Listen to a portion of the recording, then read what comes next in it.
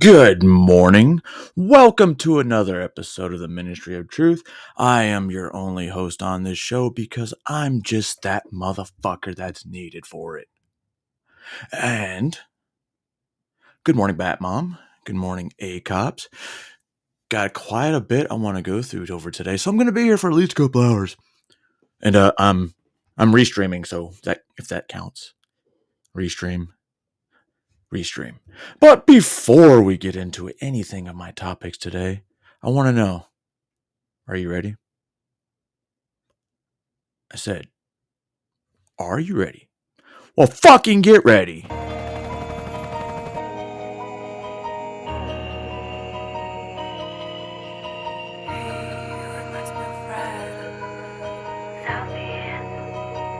Put this bitch I'm ready.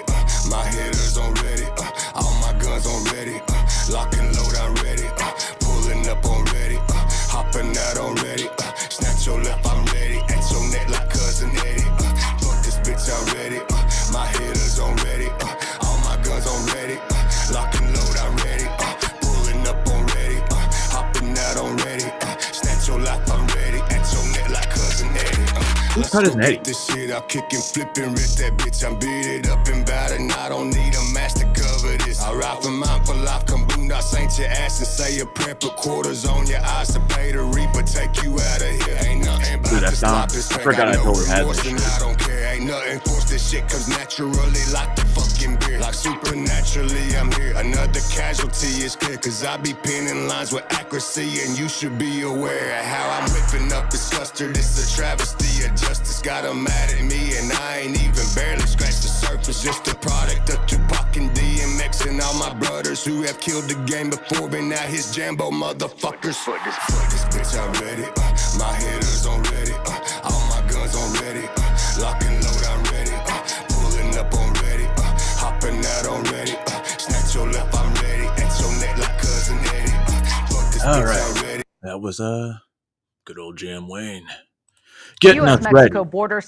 Because we should be ready. And what we're going to start with this morning is obviously it's X. Let's watch some videos on... Why am I still on that one? Let's watch a few videos on the great platform known as X. And I want to listen to the people. So let's listen to the people. All right. Do you plan on voting in the presidential? Honestly, just like Good. honestly everything about her. I just You just love her. support She's more. just. No, I don't love. I don't They need to look like love straight any up like president NPC. necessarily, but I support her. You're with Kamala, though. I am. All right. Do you plan on voting in the presidential election? Yeah. Who do you already voted? Who did you vote for? Why Not do you me. like Kamala? I think she has a good plan for our country. What do you like best about her plan for America? Well, reproductive rights for women, for starters. Do you know who you're voting for? I You don't have know who a you're gonna vote for question. If it's called reproductive rights, wouldn't that mean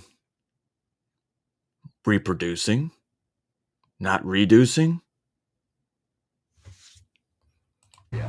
What are the issues that might change your mind? Like economy. Some Yo, people she talk about look economy. young They talk as about the fuck. border. Some people talk about abortion. You think abortion will be your number one issue? Who are you guys going to be voting for? Harris.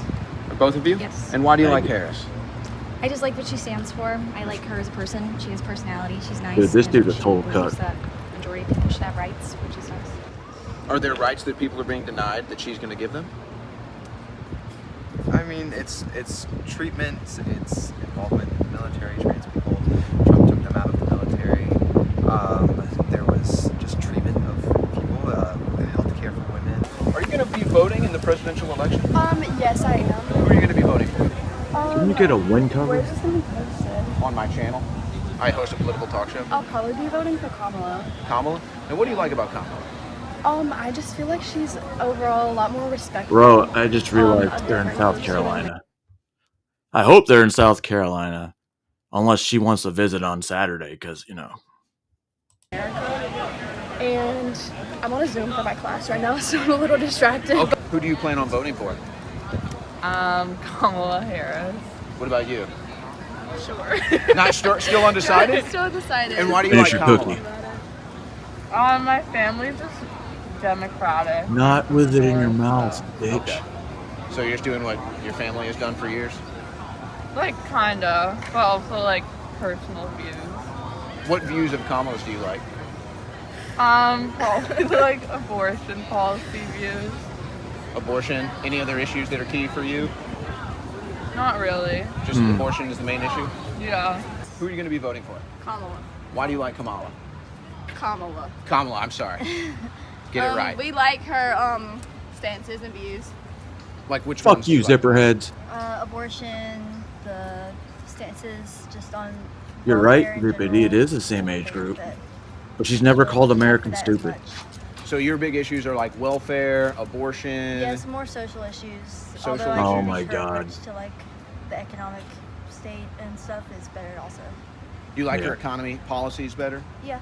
Do you Oh, think yeah. the economy has been better? Where are y'all with the from, Biden Vietnam? Harris administration or the first Trump administration? Right here.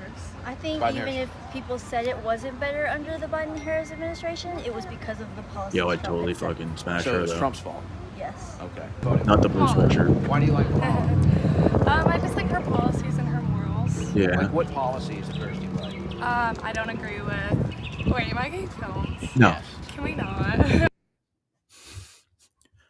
I'm glad these kids are so smart, man. I feel like I was born in the wrong generation because I totally feel for these fuckers. I feel so bad. I feel honestly bad for these people because they're so fucking retarded. To the point where I don't feel bad. All right. Hopefully this guy right here, this motherfucker. I mean, don't look at his face and all. Don't look at his dude. Matter of fact, just look at how fucking huge of a mess this little faggot is. Maybe he'll persuade me to vote for Harris, though. Yeah, as a voice for Gen Z, what are the top issues that you guys are concerned with? Well, I would say the number one thing on everybody's mind right now is Gaza. Everybody's thinking about Gaza. What? Everybody's talking about Gaza for very rightful reasons. Other than that, we're thinking about reproductive rights. And really the big theme here is cost of living. It's just way too expensive. Way too expensive to get a job. It's way too expensive to do anything here. Brought up Gaza is one of your top issues. What? Bruh. Let's back up on that comment for a second. Way too expensive. Thinking about reproductive rights. Uh-huh. And really the big theme here is cost of living. It's Right. way too expensive. Way too expensive to get a job. It's way Let's dissect that. It's way too expensive to get a job.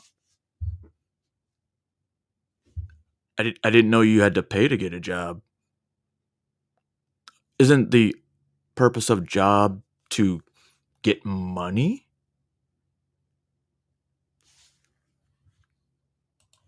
too expensive to do anything here. You brought up Gaza as one of your top issues. Kamala Harris is still Dude, very it's- pro-Israel. Times are so hard. He's been wearing that same shirt since he was 12. Do you have any reluctance supporting somebody who is so pro-Israel? I have no reluctance supporting Kamala Harris just because I think that it's bigger than just her and her stance and what she's done. I think that, she's not the perfect candidate, but she's putting us on a much better path than the other guy would. Some pro-Palestine Who's the other guy? voices have accused her of being a war criminal and helping to perpetuate a genocide. Would you agree with any of that stuff? By and large, I would.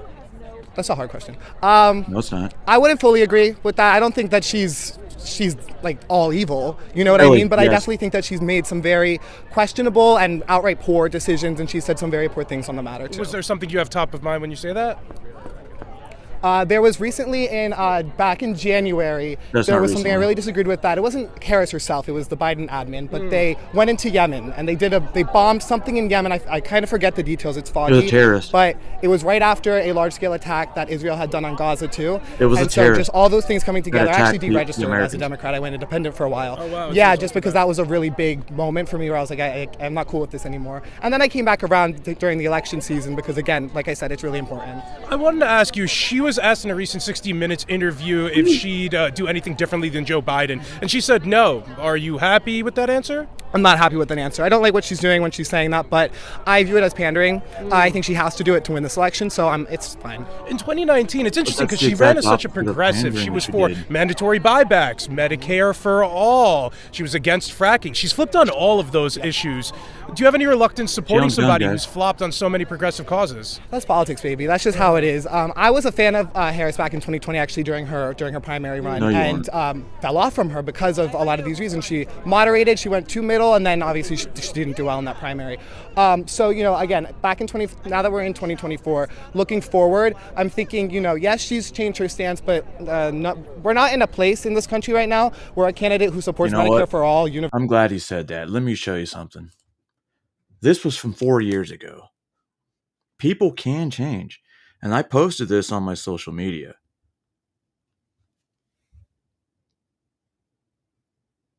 Look at that. Look at that. And then I got smart.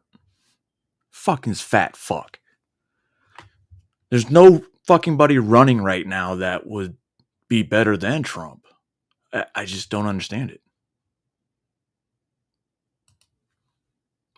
There you go, Lark. universal basic income, all those kinds of things, is going to be elected to the Oval What's Office. up, brother? It's just not where we're at.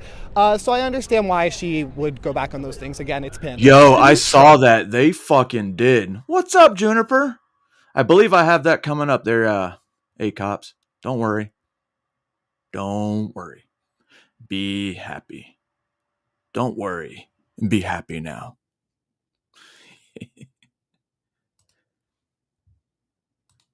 Let's see. Oh my god. Oh, whoops. I can't make that big without flipping over first. Yo. All right. I love everybody. This lady's totally gonna make me want to vote for whatever that lady's name is. Even Dick Cheney is not for President Trump. George Right. That should make you wonder. A fucking war hawk isn't for Trump. W. Bush, and he was a sweetie pie. George W. Bush was a piece of shit. I'd be okay. If it was George W. Bush, I'd be like, okay, I could handle him again. But I can't do Trump. And George W. Bush did not speak at the Republican National Convention. Who the fuck cares? And he's alive and well and capable. That speaks volumes. Even Dick Cheney Even is Dick not for Cheney. President Trump. Shut up, bitch. George W. Bush, and he was a sweetie pie. George W. Bush was a piece of shit who brought us into war because his fucking daddy liked to diddle with little fucking kids. I mean, allegedly.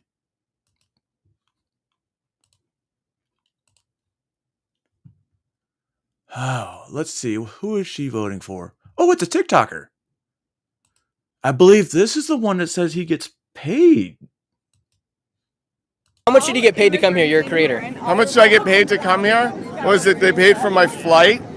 Yeah, so they paid for my flight. They gave me access. I've never had access before.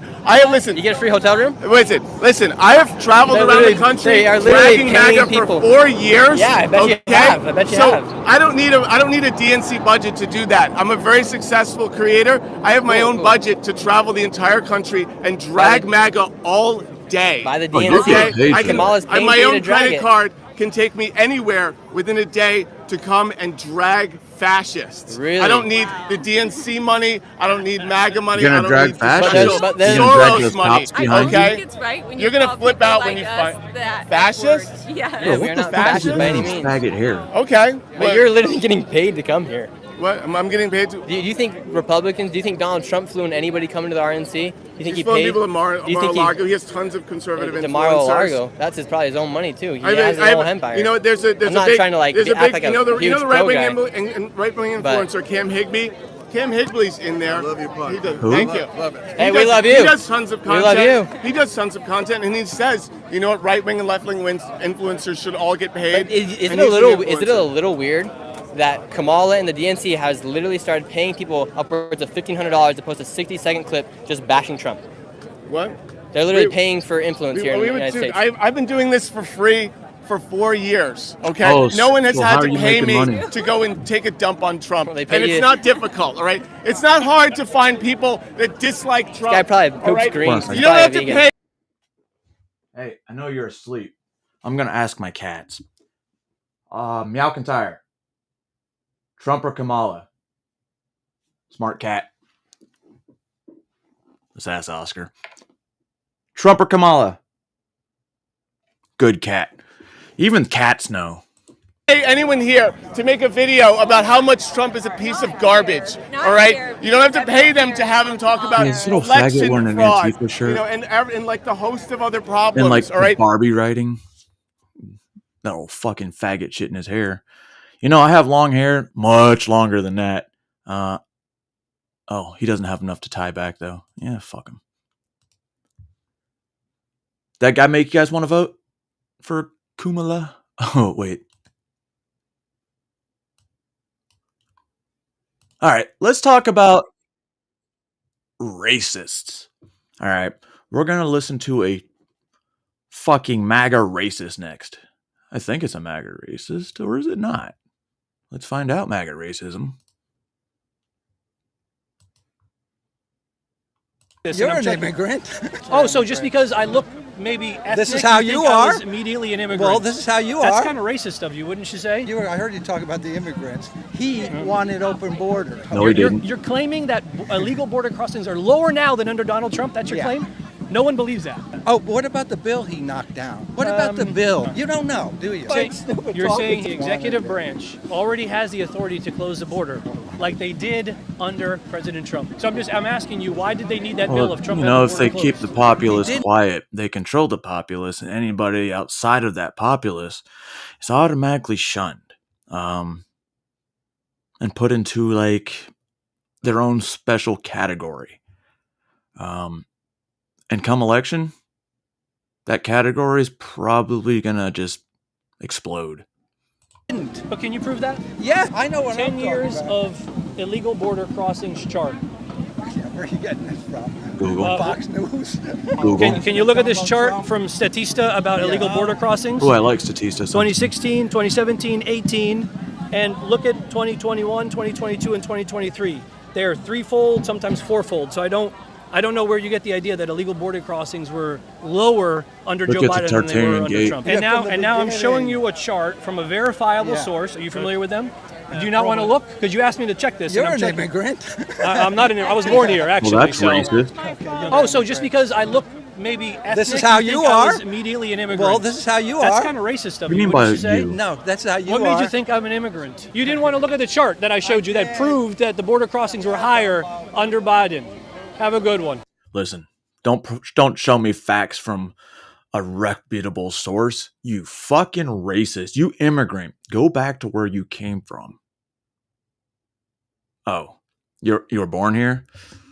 Well then go home. Fucking bigot. Now this one has nothing to do with racist people or retards, voters. This involves a retard truck driver, actually. I was watching this morning, and I don't know if you guys have seen this, but this motherfucker, karma hit him hard. There's no sound to it.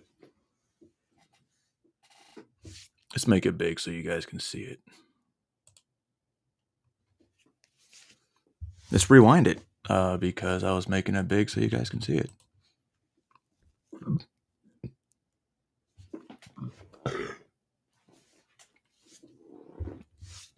This motherfucker won't let anybody pass.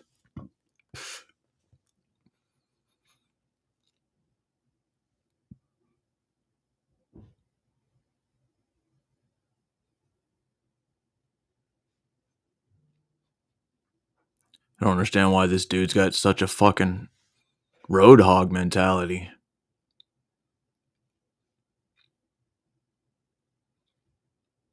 I mean, why are his four-way flashes on and he's not pulling over? That doesn't make sense. Is it stolen? I mean, we had a stolen semi flying through our city a couple months ago. Oh, uh-oh. Big truck. Big truck don't want to play? Get him. Get his ass. Yeah, move over, bitch. Yeah, see, that truck driver ain't playing. Karma still hasn't hit him yet, though. Just wait.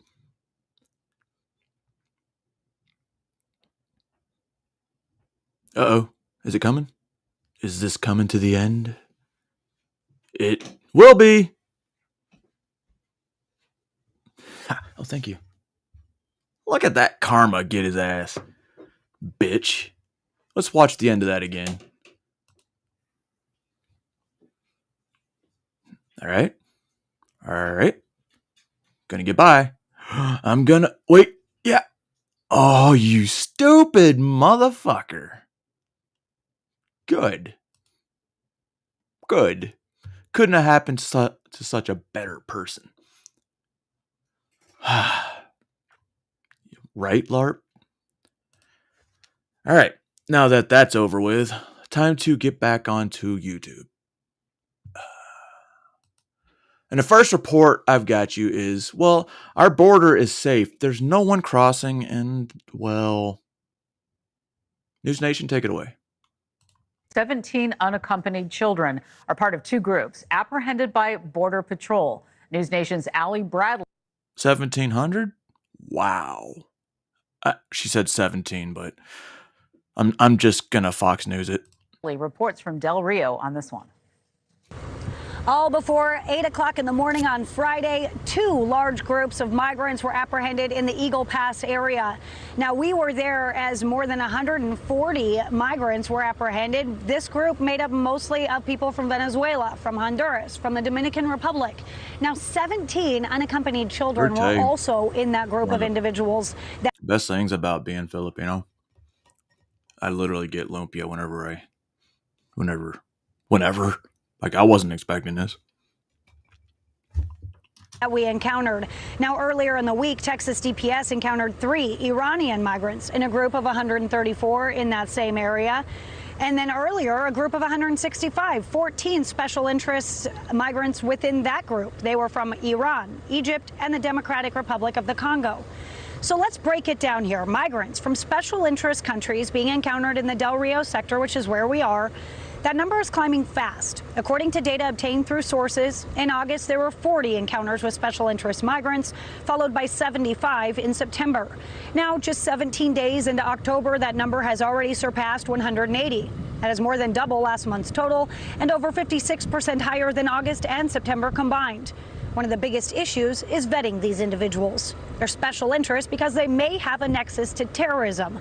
Border Patrol doesn't have that information just at the ready. The big concern is the gotaways, as I've always said, and at the same time, a lot of these individuals, they're not carrying any IDs. They're not in any database. So you pretty much have to take their word for it. I think it does represent a genuine threat. We are seeing people of different backgrounds and nationalities coming over to the border in groups like that. Shut up. That doesn't help. It's about enough of that story.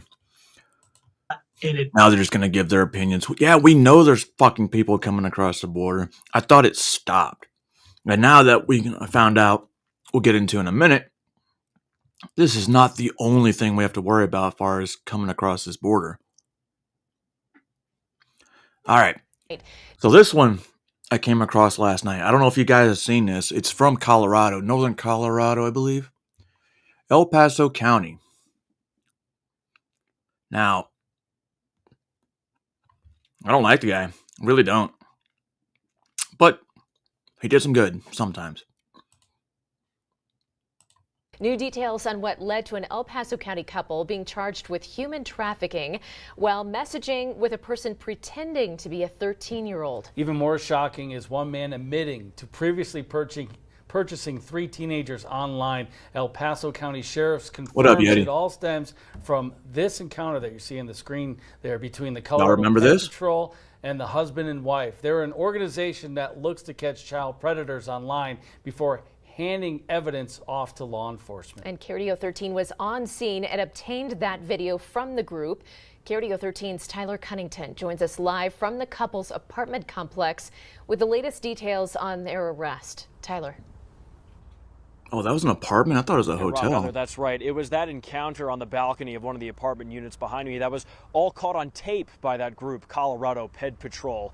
It's what led to the arrests of 41-year-old Brian Bornstein as well as 32-year-old Joanna Ferguson about 10 days ago. The two were accused of trying to lure in who they thought was a 13-year-old girl over a messaging app and trying to lure her in for sex and to even eventually, potentially, human traffic her. It's said that, on the other hand, Bornstein also admits on camera to previously trying to purchase young girls on the web. Brian?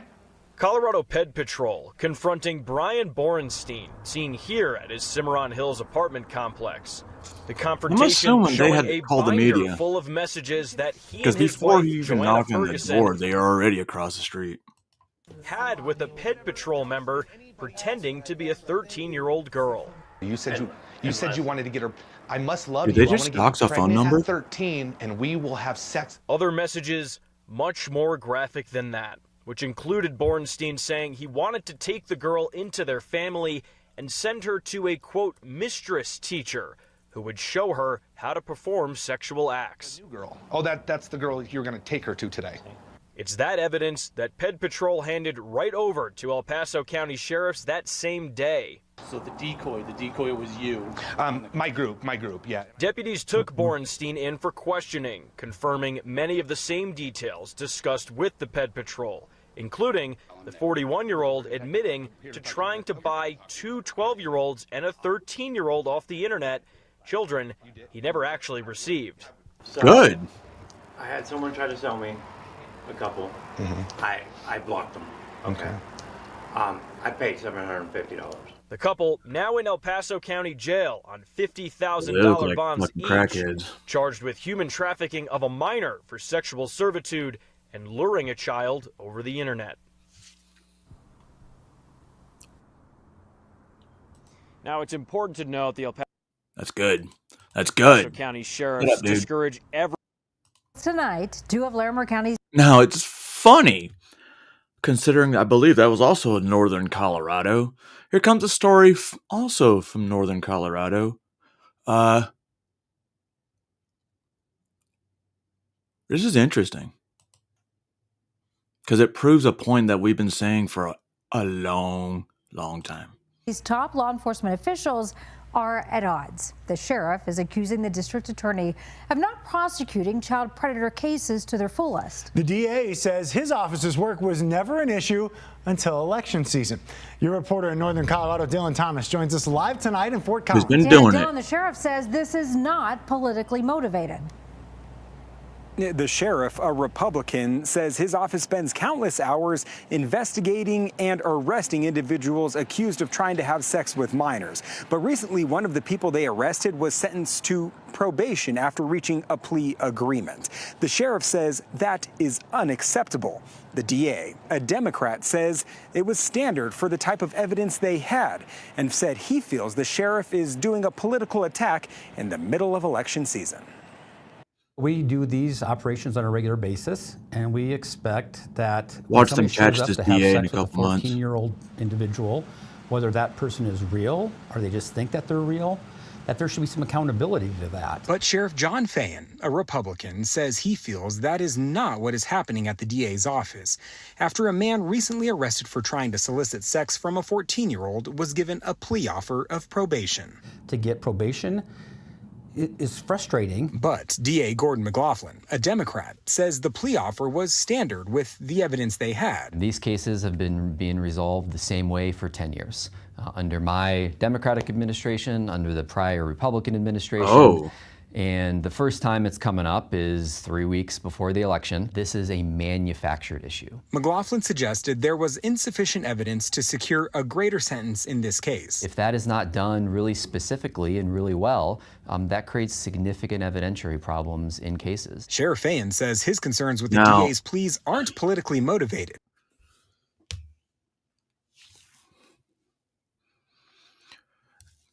Is it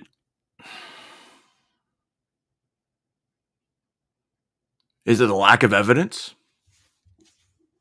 Is that what I'm hearing? Huh. Makes you kind of want to wonder whether it's the DA or, I'm saying it's Colorado. Noting their prosecutors are involved with the stings. They're part of the planning process. They're in the room when we're having those communications. They're the ones who make the final filing decision. Well, if you're going to plea them all away, why waste the taxpayers' money? Why waste my investigators' time? But McLaughlin accuses the sheriff of playing politics publicly instead of working it out between the offices. If they wanted to solve problems, they would pick up the phone.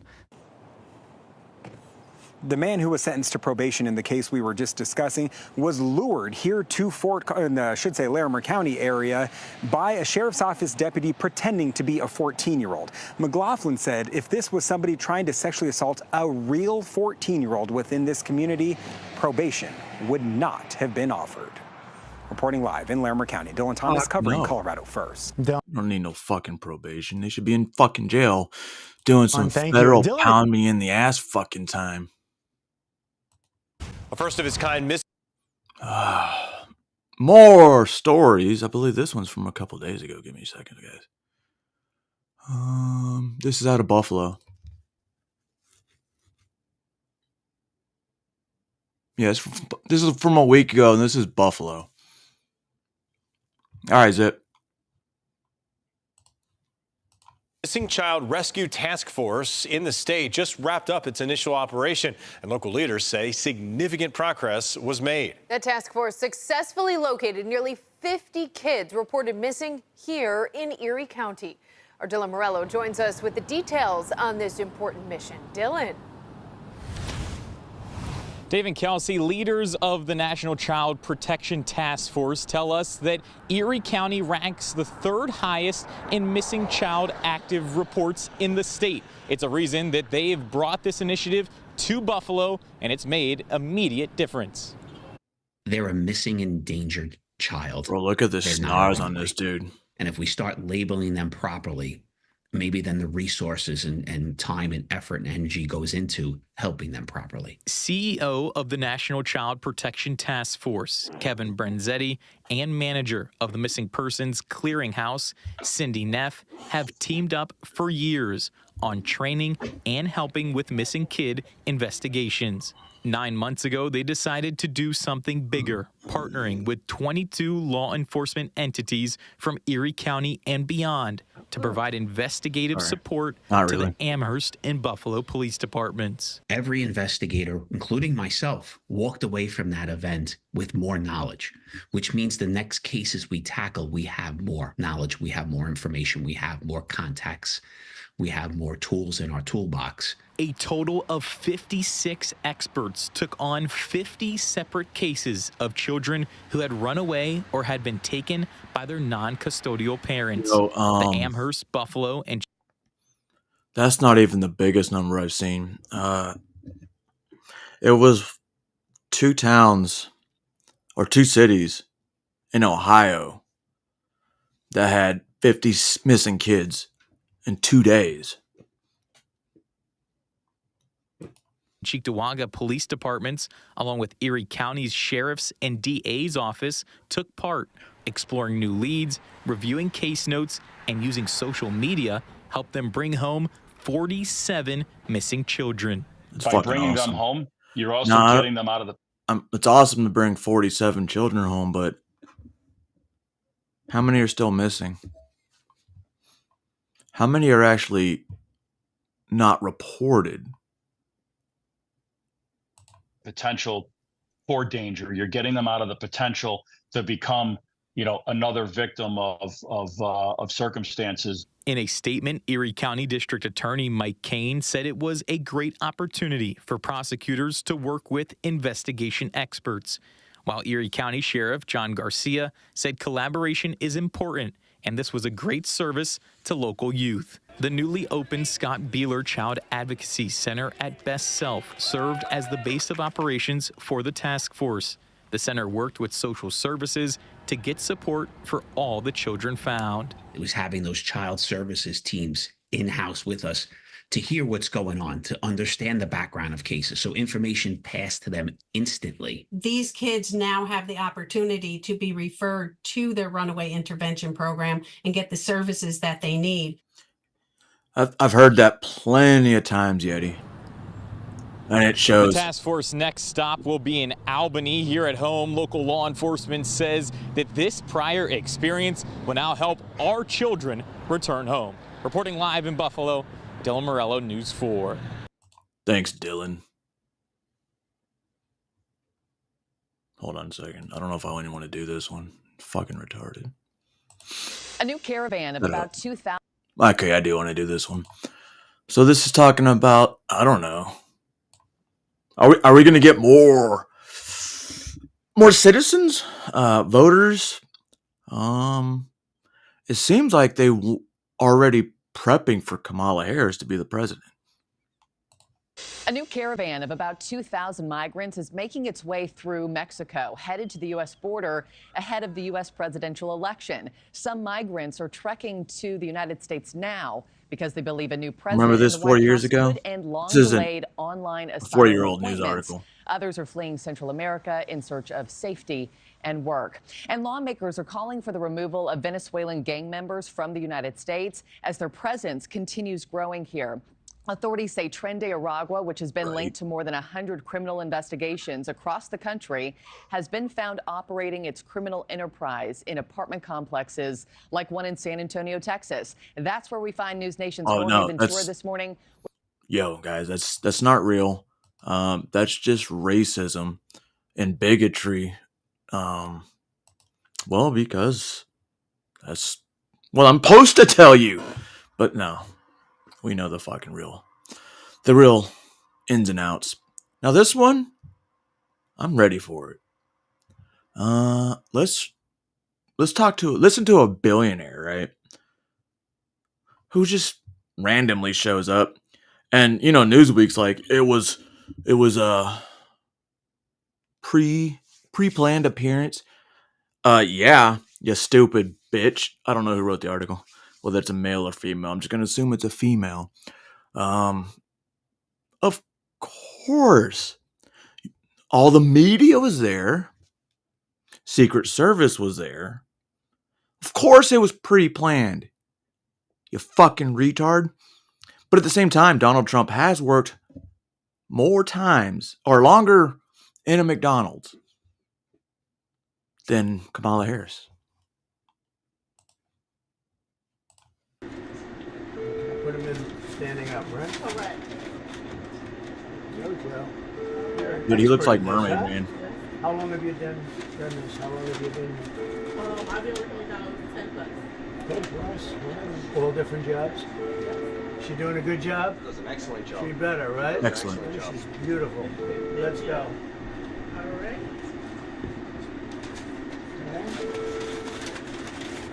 How many would you put in a bag like this? Like 6 you could? 2. 6 mediums? 5 is fine. 5? Would pick the most. First order, get 3 medium fries, and they're waiting for you. Sometimes when I'm like super high, I'll send my kid to get me the basket of French fries. Oh, that's your customer out there. Wow, it's pretty good. Okay, let's say.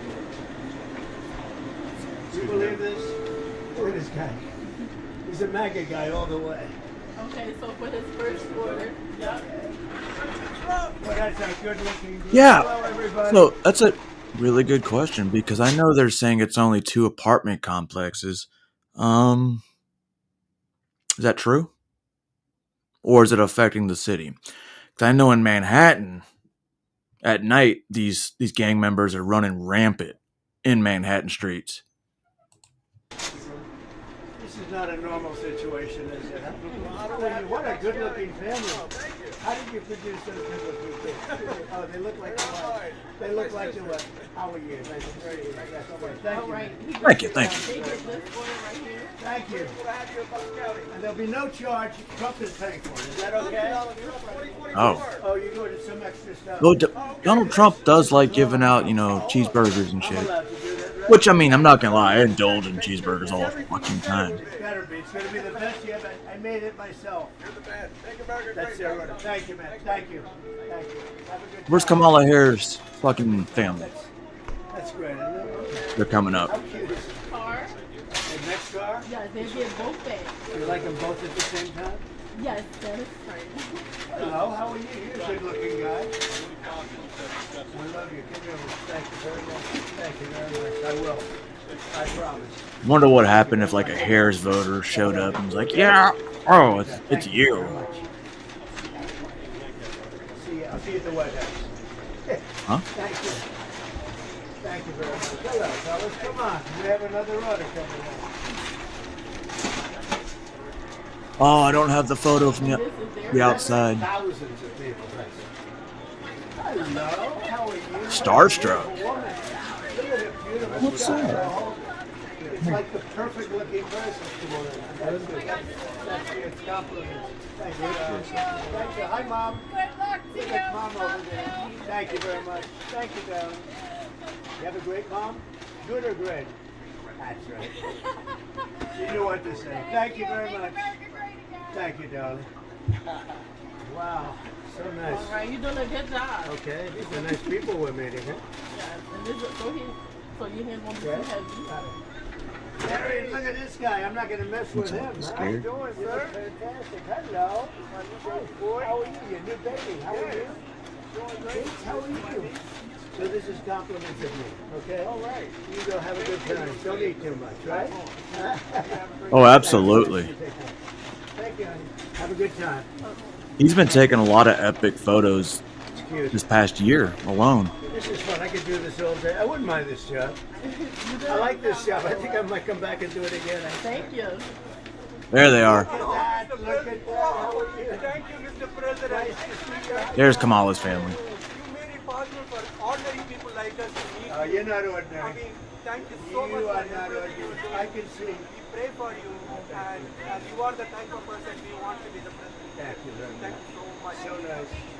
Thank you very much. Yeah, I took a photo. That's right. When you think about it, I guess that's right. Thank you very much. Beautiful wife. Yes, go ahead. Go ahead. Thank you so much. Thank you Have a very good much. day. God bless you. Great honor. Have fun. Okay, President Trump, this will be your next order. The next order. Both of them? Yes. Hello, everybody. All right, enough of him I'm having handing a lot out of fucking fun things. here, everybody. Look at What really was like the Kamala one was funny. Oh, speaking of Kamala Harris, so she was on, I think this is MSNBC, with a race baiter. And let's see how that shit went.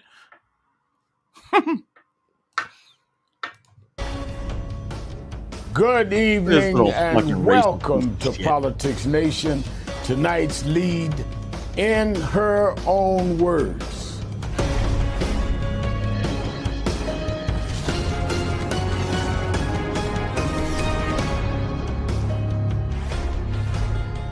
I'm coming to you from Atlanta, Georgia tonight, where just a couple of hours ago I sat down with Vice President Kamala Harris. We spoke about the historic nature of her race as she is now facing as an extraordinary historic campaign with just 16 days to go until the election. In just 3 months, that election will take place. Vice President Harris has managed to introduce herself to the American people and pull into a dead heat in the polls. Now she's seeking to draw contrast and mobilize her supporters in the final days of the race, including African American voters.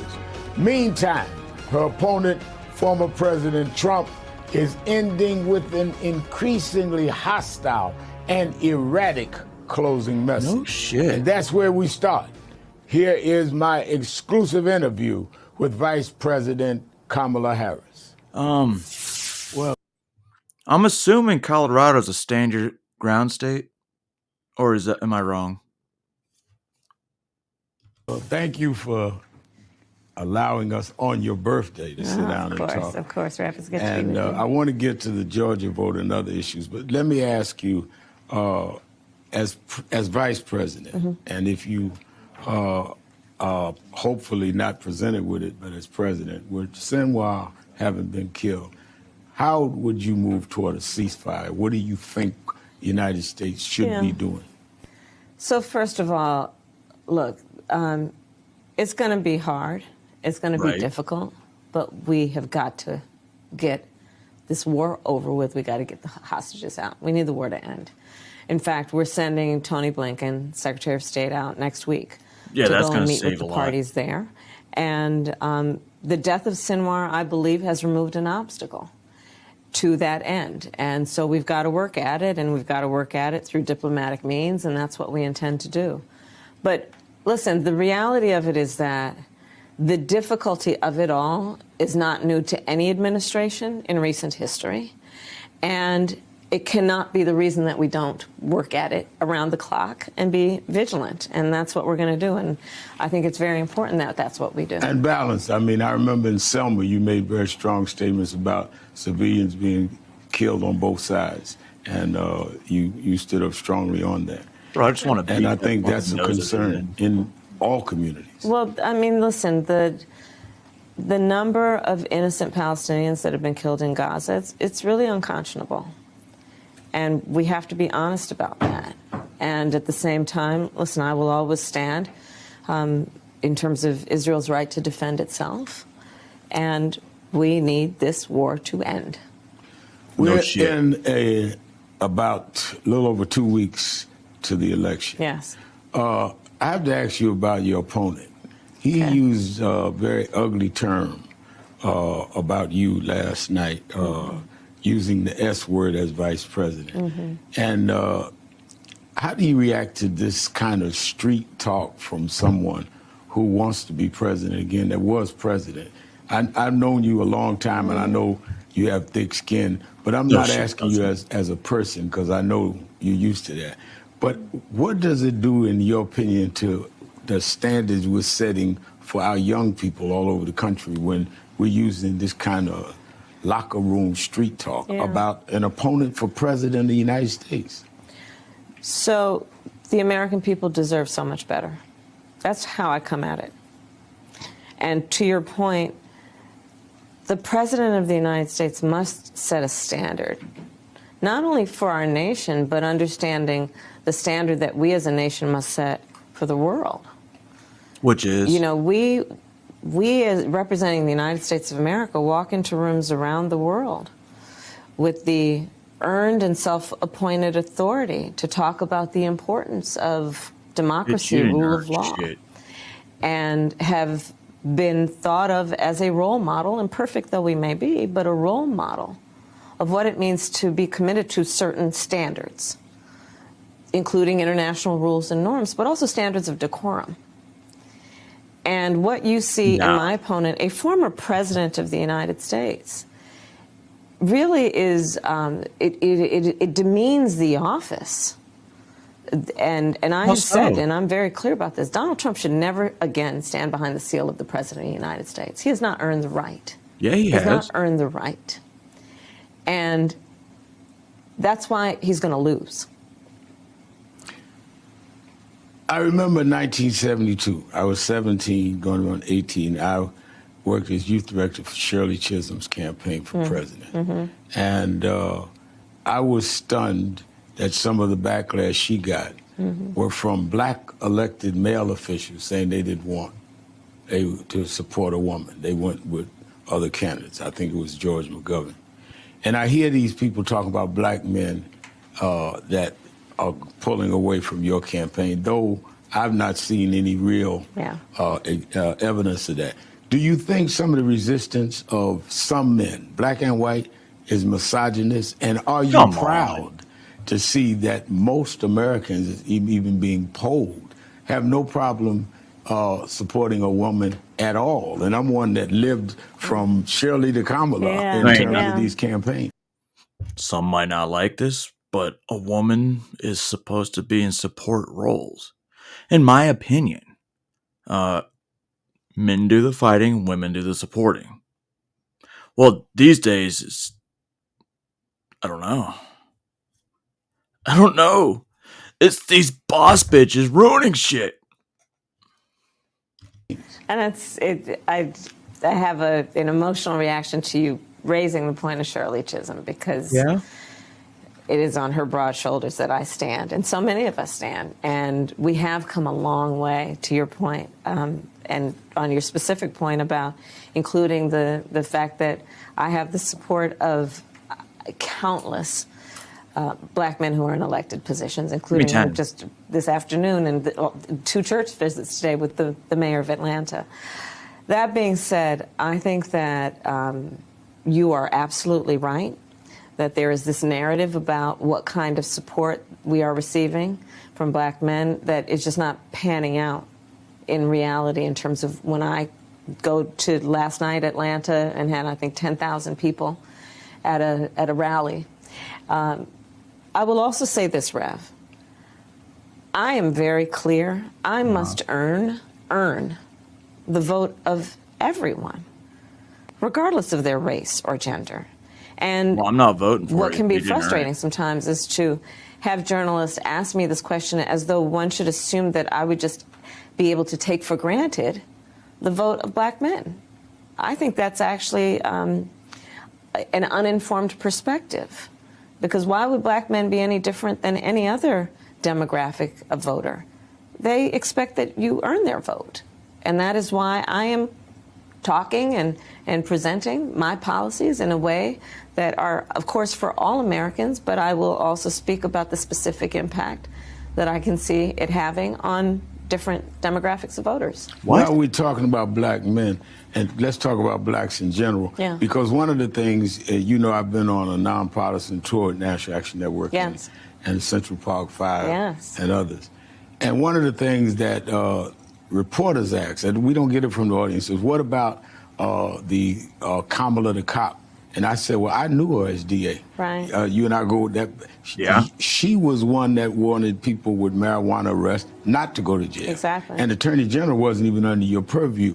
I mean, do you think that this is orchestrated, that they're trying to find some way to separate you from some elements? Trying to cover you used to be attacked for being too progressive as a district attorney. I know. Yeah. You know what? Here's the thing, Rev. We are, as of today, Sunday, 16 days away from the election for President of the United States, and there are all sorts of people who It's are funny going she's to on churches, she's on this show with a reverend, when just days before someone said Jesus is king or something like that, and she told that person, oh, you're in the wrong place. And then the crowd cheered.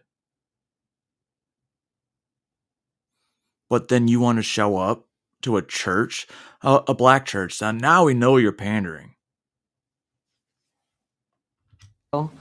a bunch of things out that will include mis and disinformation with the intention to dissuade certain people from voting. And that's not new. And so that is why I'm spending time in all communities to make sure that they hear directly from me so they can judge for themselves in a way that is unfiltered. And I'm going to continue doing that. I am leaving nothing on the field in this election. Leaving nothing on the field. So I sit with you this afternoon after visiting 2 churches today, this Sunday morning. Yesterday I was in Michigan. Tomorrow I'll be in Pennsylvania, Michigan, and Wisconsin. Okay. And I'm leaving nothing on the field. The black vote is important, but Georgia's important. Yes. Wisconsin's important. Yes. And how do you, as you go, dealing with your economic message? Mm-hmm. I know a lot of people that call my radio show that says, well, what happens, how does this impact my pocket? Yeah. I don't know what you mean, Reverend Al, with inflation reduction. I don't know what infrastructure means. Like a redemption. Share with our viewers on what has impacted them and what a President Harris will do that understands what needs to go in their pocket, not the Beltway language. So it's a very legitimate and important question that voters ask that we should respond to on the affirmative without waiting for the question. So, for example, how will it affect individuals? Part of my plan is to expand the child tax credit to $6,000, and in particular to target young parents in the first year of their child's life to make sure they have the resources to buy a crib or a car seat or clothes, because, you know, we know that the vast majority of our parents have a natural desire to parent their children well, but not always the resources. Especially when you also recognize that we did this, which is expand the child tax credit for less than I'm proposing now. But when we did, we reduced childhood poverty in America by 50%, black childhood poverty. I do reduced not by believe half. Part of my plan is to deal with the home health care of seniors. And I tell a personal story. I often go off script to tell a personal story. When my mother was sick, as it turned out she was dying from cancer, I took care of her. And to take care of an elder relative means to try and cook something they feel like eating or can eat. It means trying to put clothes on them or give them clothes that don't irritate their skin, to help them put on a sweater. It means trying to figure out a way to just bring a smile to their face from time to time, to say something that might make them laugh. I would turn this off, but my It's about cat dignity. kind of like stuck on my arm. And far too many people who are taking care of elder relatives are struggling, because to do that means often they may have to leave their job, which means they're going to reduce The their more she income. talks, the more I want Or to they have fucking, to like, pay down. stick a hot poker in my ear, but I don't want to do that because that would be bad, and YouTube doesn't like shit like that. All right. Since it's been 57 minutes, it's time for a 10-minute break. See, it's that old army mentality. You know, shut the fuck up and just get motivated. Don't you dare give up on you. Just stop saying what can't be done and do what needs to be done. Because without discipline, you won't get far. Don't hesitate now. Don't hold back. Keep your mind focused. And don't look down. Don't limit your destiny. Nobody owes you anything. You owe everything to you. If you don't put the work in, you will get nothing back. It's time to get up and go to work and be consistent with your life. How far are you willing to go when it comes to your goals? I'm tired, I don't feel like it, but I got to get up and do my work. Every day, keep going. Every day, be disciplined. Every day, don't stop. Every day, fight through it. Because none of us know what tomorrow will bring. Sometimes you don't need to do what you like to do. Do what you need to do. Trust in your abilities. When are you going to wake up and start moving forward? Consistency. We have to chase it each and every day of our lives. Consistency will take you further than your excuses.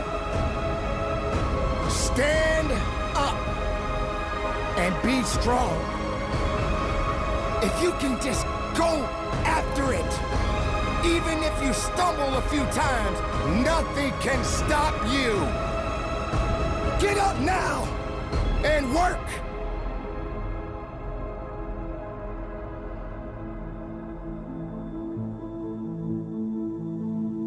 Mistakes will happen. Failure will come. And no matter how much you try to avoid it, it will still be there waiting for you. Just be able to see past all of the things that kept you down. Physical, mental, spiritual. Whatever that destiny is within you, go after it, people. Anything's possible. Work takes time. Patience is everything. Stop giving up and start going forward. You still got life in that body. Your heart's still beating. Your mind is still functioning. So you still got to do something to be somebody. To be somebody that they can respect. to be somebody that they can look up to. But you got to remain strong. And don't look down on yourself. And leave your mark. And maybe you won't make it. Maybe you won't get to the top of the mountain. Maybe you will fall a few times. Maybe you will fail from time to time. But you need consistency. You can say to yourself, I was consistent. I failed, and I failed again, but I was consistent because I didn't look behind me. I just kept going forward. I got to go after what I need to go after. I have a responsibility to myself, to my family. Get up now and push yourself. Yeah, it's true that some people feel like, hey, I worked so hard, how come I haven't gotten any returns? How come I got myself in a position where no one wants to pay me back? No one's gonna pay you anything. You owe yourself. Don't you dare say that you can't carry on. Don't you dare say that you're done. I want you to keep living. And I want you to keep looking up. This is it, ladies and gentlemen. This is the time to be about the business.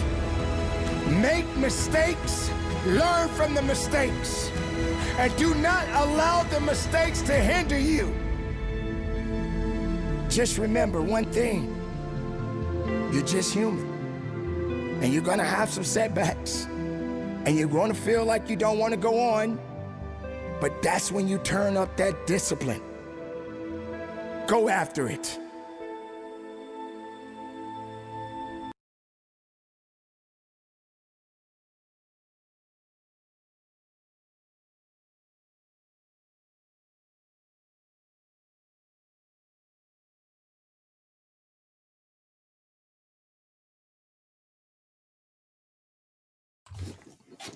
All right.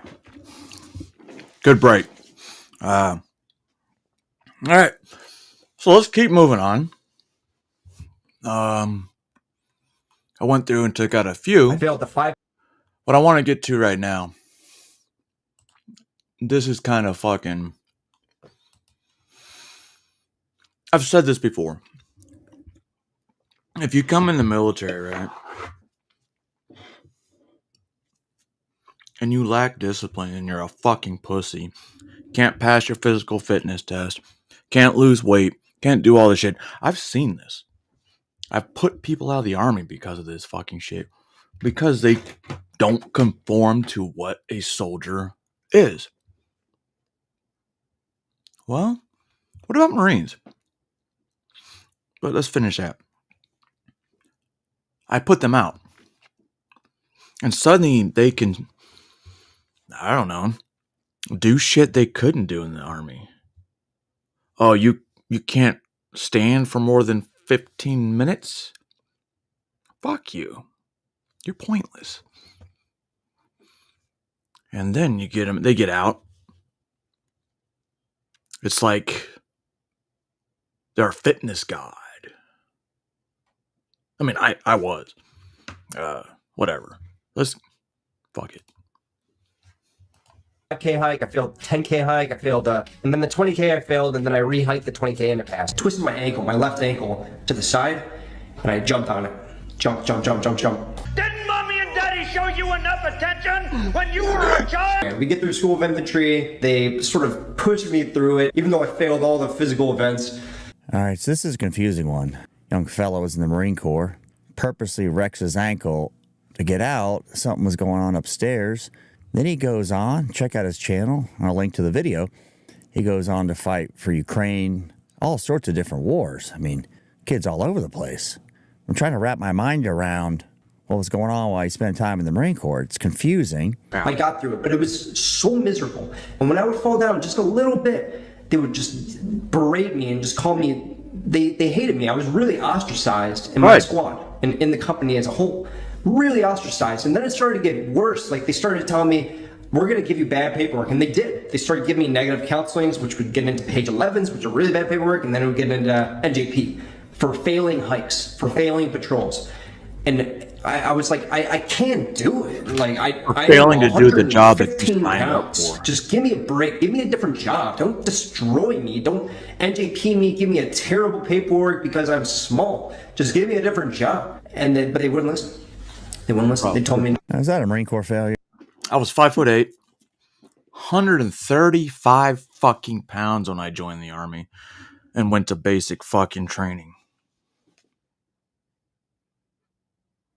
What else is your excuse, kid?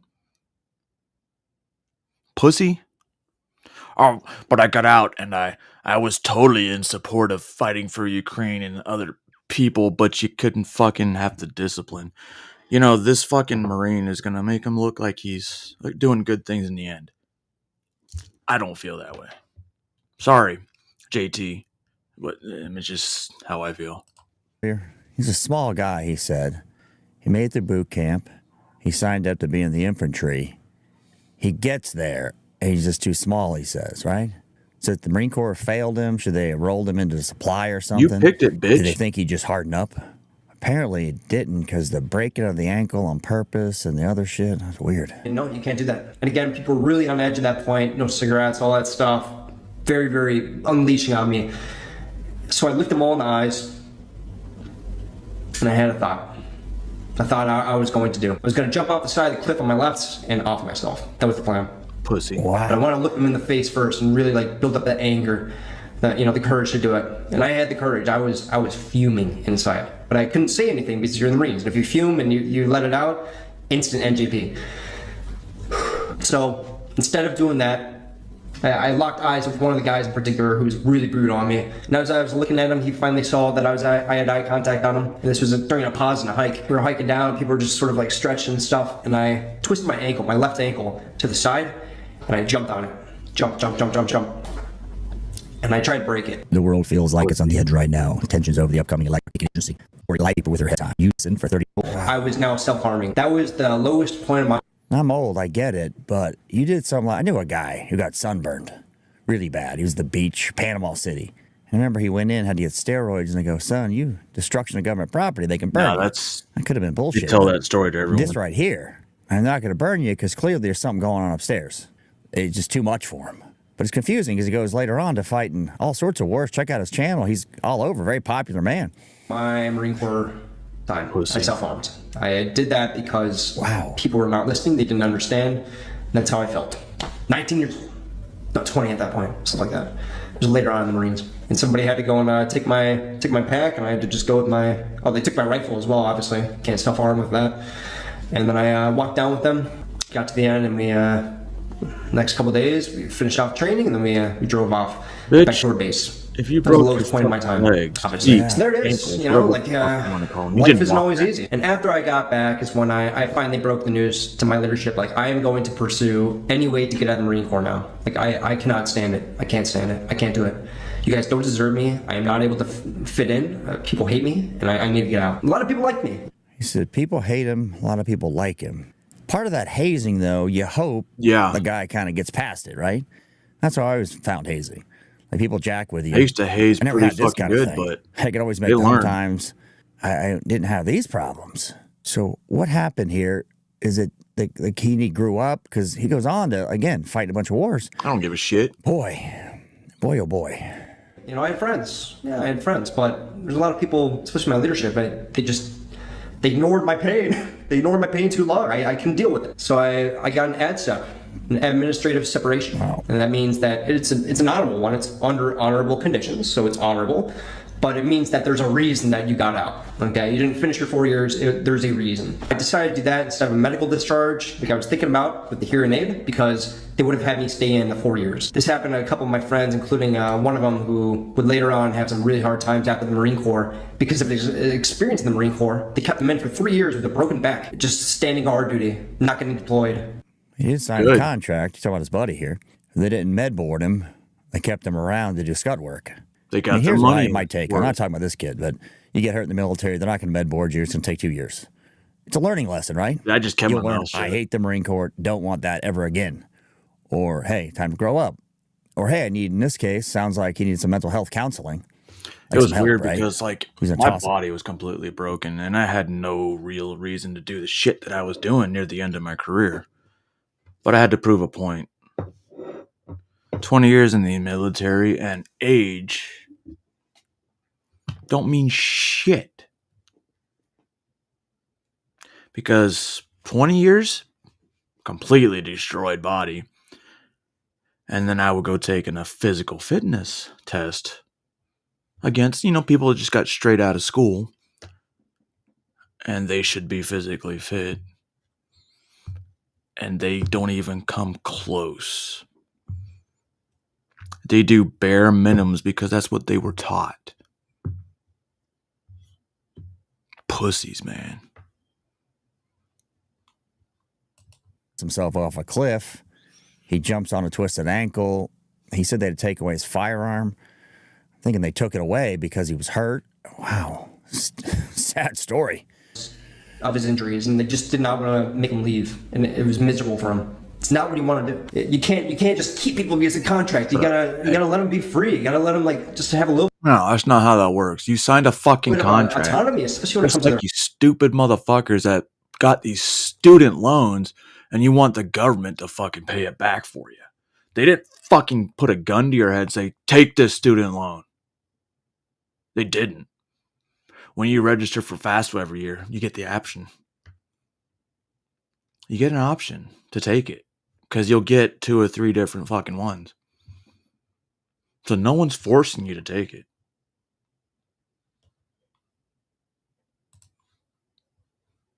Like America's biggest problem right now. War, immigration, and free speech. Trump's too orange. I don't like that. I'm voting for Trump. He's going to send the refugees back to their country, and he loves black people. I hope you see this, Trump. I hope you see this. It's just sad to go into this election as my first vote. Do you guys like America?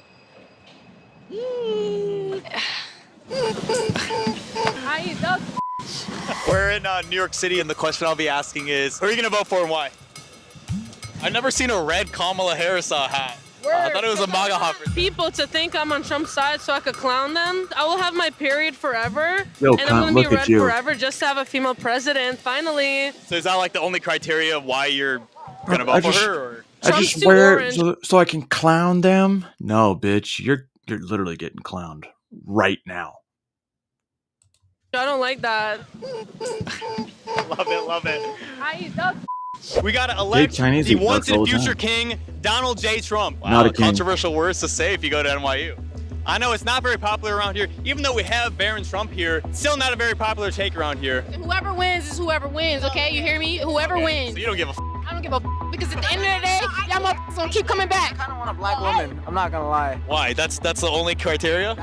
Bro, that would be like significant. That would change waves. That's it. Black woman. Yeah. That's it.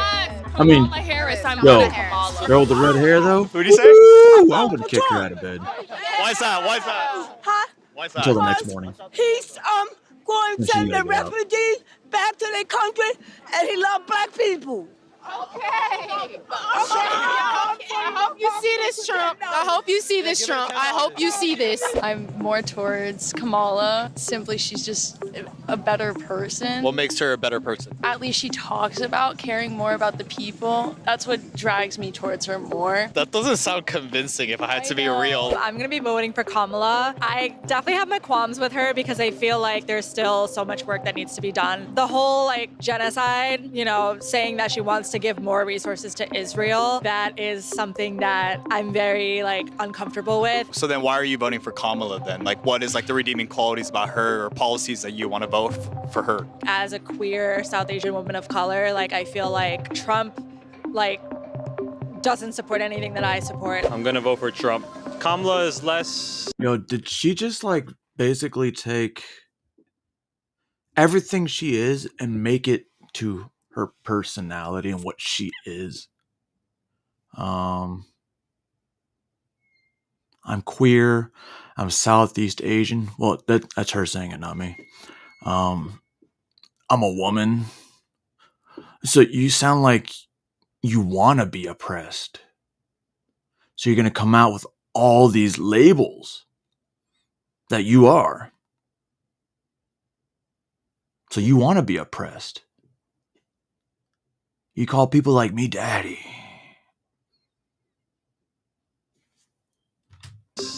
Like real. No one voted for her. She lost in her own primary and back in 2020, I believe. And now Biden dropped out. No one voted for her again. She just got handed it. I just think that's not really democracy, and that's the way I'm gonna vote for Trump. I'm gonna vote for Kamala. There's no way New York is going any way but blue. We kind of know that people are gonna vote. Donald Trump built certain New York. states are guaranteed to go a certain way. I don't think I'll be voting this time around. And that's okay, honestly. Like, I think that's also a vote too. Honestly, Robert Kennedy would be the person that I vote for out of anybody.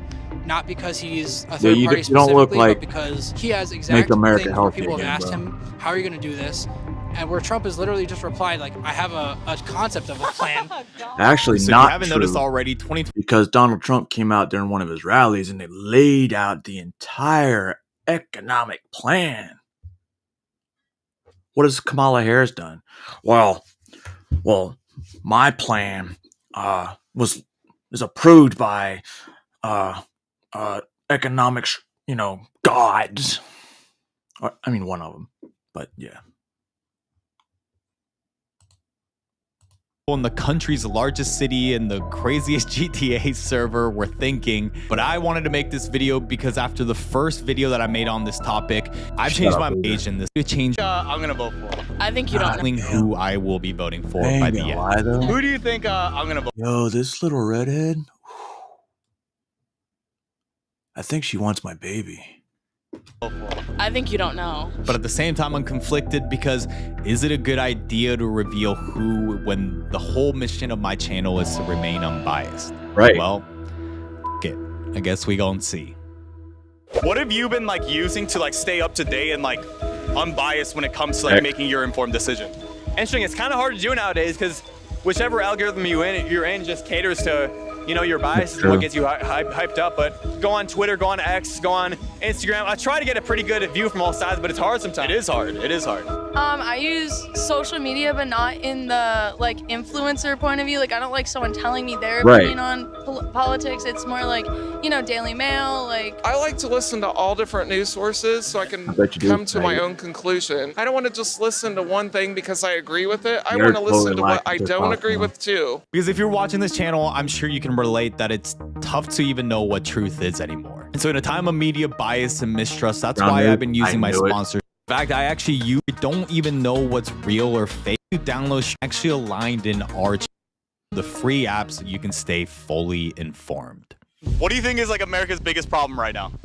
Oh, there's many problems, but it's just like too divided. And I think she's bringing a lot of people more together. Absolutely horrible immigration problem that we have too many. I like legal immigration. Hell yeah. Hate illegal immigration. I think that the biggest problem is obviously housing market, economy at the moment. So when people bring up economy and that Biden really brought down the economy and like COVID and all that, it kind of just, we're in Trump's tax laws at the moment. So I don't necessarily see how him coming into candidacy will help our economy. War, immigration, and free speech. So Trump may or may not get us into war with Iran. So that is something I do worry about. But other than that, I think he doesn't want to get us in war. He didn't start any wars when he was in office, and it seems like something that he does not want us to get into. Do people actually get like visibly mad if you tell them that you are going to vote for Donald Trump, or is this still kind of on their wraps? I mean, you're going to tell it to a bunch of people. Yeah, I mean, they might know now, but it's the kind of thing you just wouldn't really tell them. Kind of just not broach the subject. I'm curious, like, would you stop becoming friends with people because they vote for Trump? Like, I hear that a lot. I just want you to vote. Like, if you're My voting girl. for Trump, that's honestly, I just want you to vote. Like, I don't care who you vote for. Like I said, it's really, you gotta hope for the best. And Who do you think won the debate?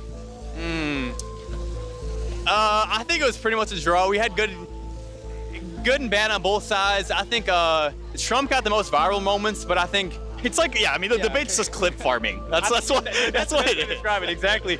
Trump was a better clip farmer. Kamala was a better like politician, like Not even calm close. debater. Get the fuck out of here. Kamala, just because like, You know what's funny? You look so When I look at defeated this throughout girl this right here. interview. You're I see daddy issues. I do. I mean, not that I'm saying I haven't seen it many, many, many times. And they tend to like masculine men. Just saying. And not ones that are going to be like, oh, you're so beautiful. Nah, motherfucker. She wants somebody that's going to fucking grab her hair. Right? Yeah. She likes it. I'll give it to her. I mean, no. That would be bad. You're like sighing like you're like 81 and you've seen like 2 world wars. Like you're 18. Like chill out. Go smoke some weed or something. All right. I want to say Kamala. I think it's important for us to have a second debate with Kamala and Trump because. Okay, who do you think won the debate? Really wants my babies, bro.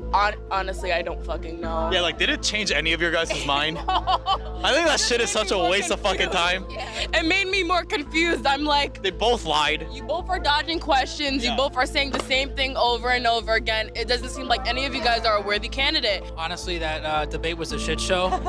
It probably even depressed you. Like you didn't even want to vote anymore, right? I wanted to vote for one side or the other, but seeing how the state of both sides is, I just can't force myself to pick one because they're both so shitty. Like. So it's clear at this point that these debates aren't effective because whoever side you were going to vote for already was the side that you saw as the winner of the debate. And let's be clear, the format sucks. These debates aren't convincing anyone to go to the other side from who you were going to already vote for. And look, I'm not saying that it's not a significant issue or anything, but if we're spending the same amount of time talking about abortion versus the economy where most Americans will actually care about, then look, there's a problem with the format. It's gonna be purely about views and sensationalism, but it wasn't always like this. And congratulations to you, Mr. President, on your anniversary. I'm sure this was the most romantic place you could imagine, here with me. So We're scared of an Obama presidency. He's a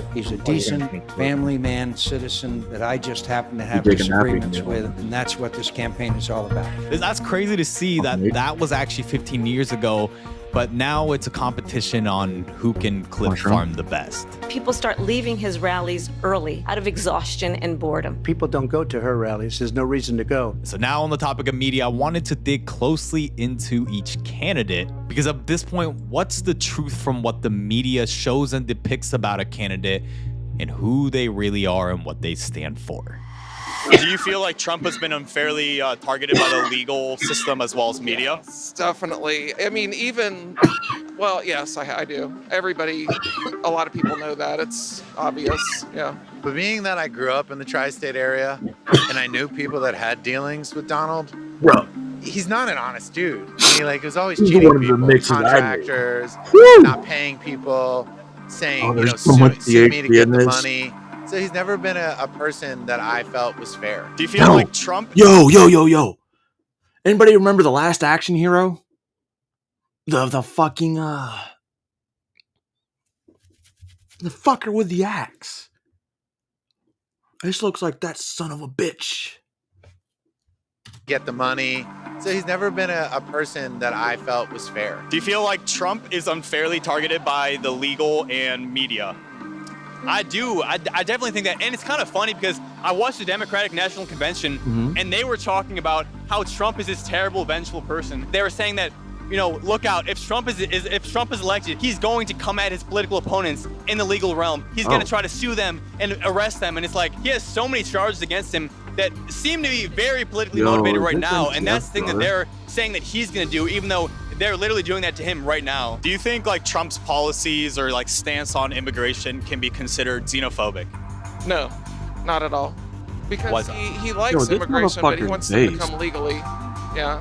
Yeah, I guess it's just hard too because legal immigration is so strenuous and time consuming. Well, I have a lot of legal immigrant friends who actually helped one of them become a legal citizen.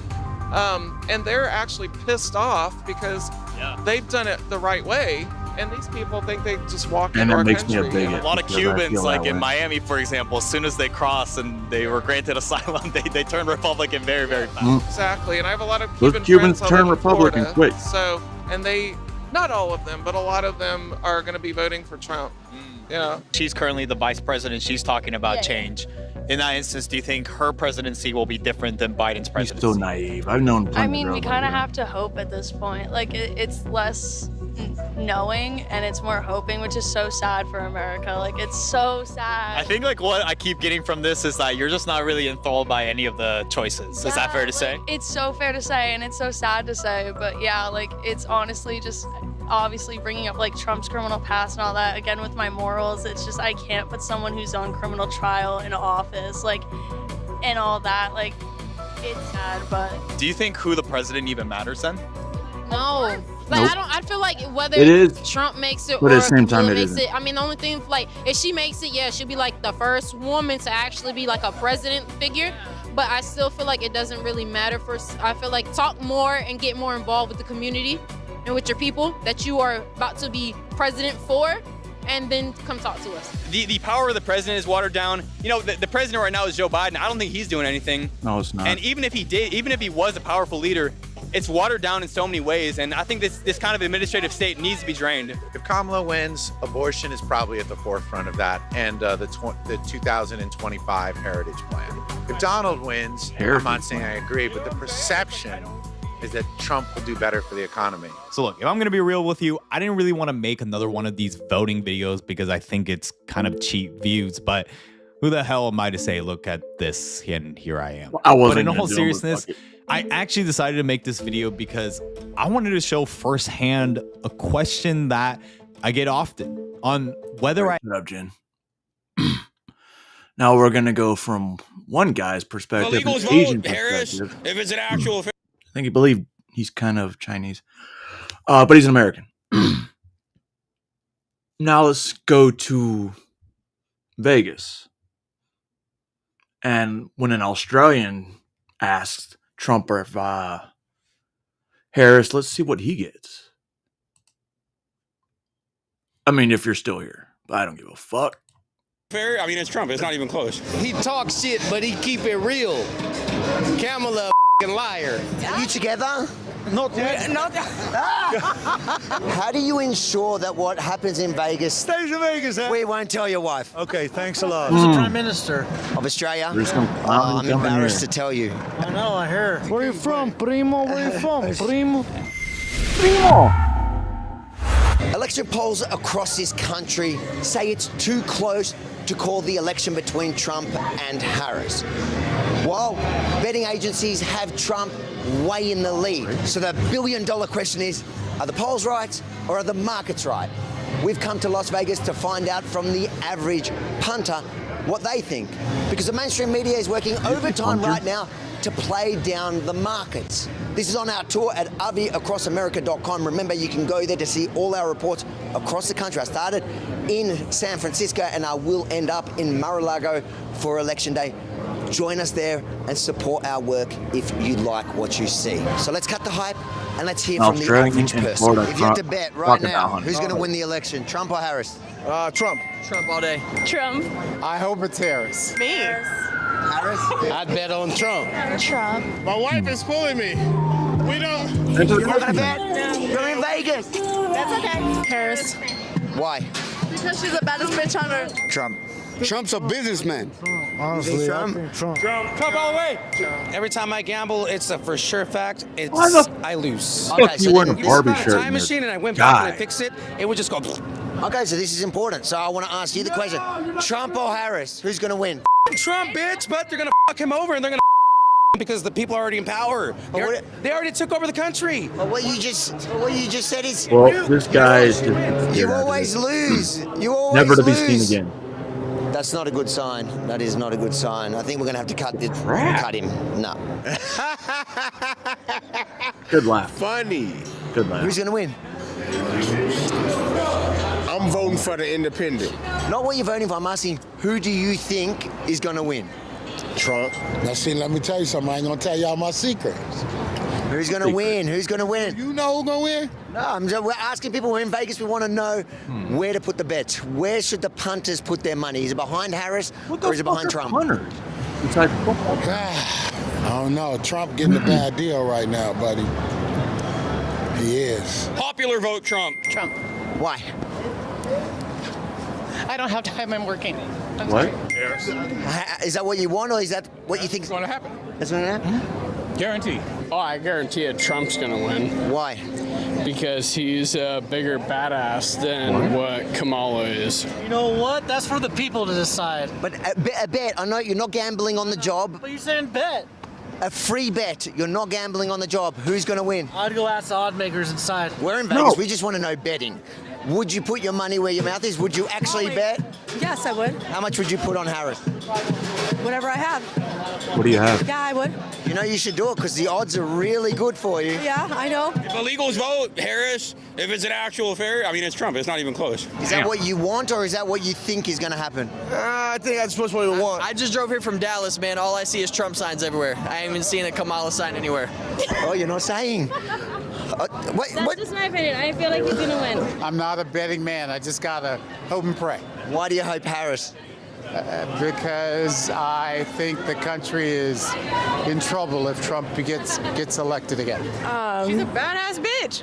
Kamala's cool, but she be lying about a lot of shit. Trump, he talks shit, but he keep it real. Kamala a liar. Kamala. You ever watch her laugh? She's crazy. Do you think Harris is going to win or you just don't like Trump? Both. Trump. I get the sense it's not what you want. No, it's not, but that's a bet. Yeah.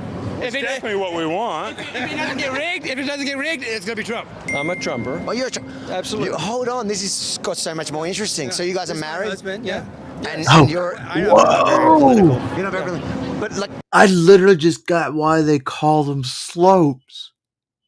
I mean, I kind of understood. But look at that dude's fucking forehead. Straight up slope. Just like it has in this fucking... Oh my god. I can't show it to you, but look at the fucking angle on that roof in my fucking background. Look at that. It lines up perfectly. Perfect geometry. Now I get it, you fucking slope. It's okay because I'm a slant-eyed motherfucker. Depending on who you ask. I'm an islander. Bitch. You'd say that it's pretty divisive. Like, relationships have broken down over political, but with you guys, it doesn't affect you. No. Best country in the world. Just before we get back into the video that I'm sure you're loving, this could be a destiny. ForGold.com. Just after you finish watching this video. You know what? It's a businessman. I don't give a Trump stepped on Australia. I'm new. Trump stepped on China. Trump stepped on Russia. Trump stepped on everybody. He was like, when he was a president, he was like this, like, You know what? Is that good? I'm running shit, and this is how shit's gonna go. It's one of the lesser evils that's gonna win because she's just as worse. The polls have them pretty even, but the betting agencies have Trump way ahead. Why do you think there's a difference? America wants Trump to be president. Easy as that. All the working class, they want Trump because they know what he's... What is it? Who do you want to win? Good question. Trump. Off camera. Trump is hitting the nerve of the people right now. You know, people want lower inflation and people want to be able to live free without government intervention. And I think that's what it comes down to. The Democrats want to, like rally behind it. They own the media, everything, so that's probably why, just to keep some faith going on the party. All fake propaganda is confusing. It's about to breed confusion, that's all. There's more poor people than there are rich people. Do you think it's only rich people voting for Trump? What? I think it's a lot of people that are white. Kamala? Whoa! So much to unpack on that one.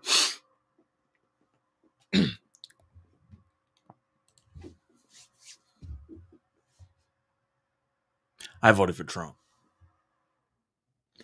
Then again, maybe it's 49% of me that actually chose to vote for Trump because I'm white.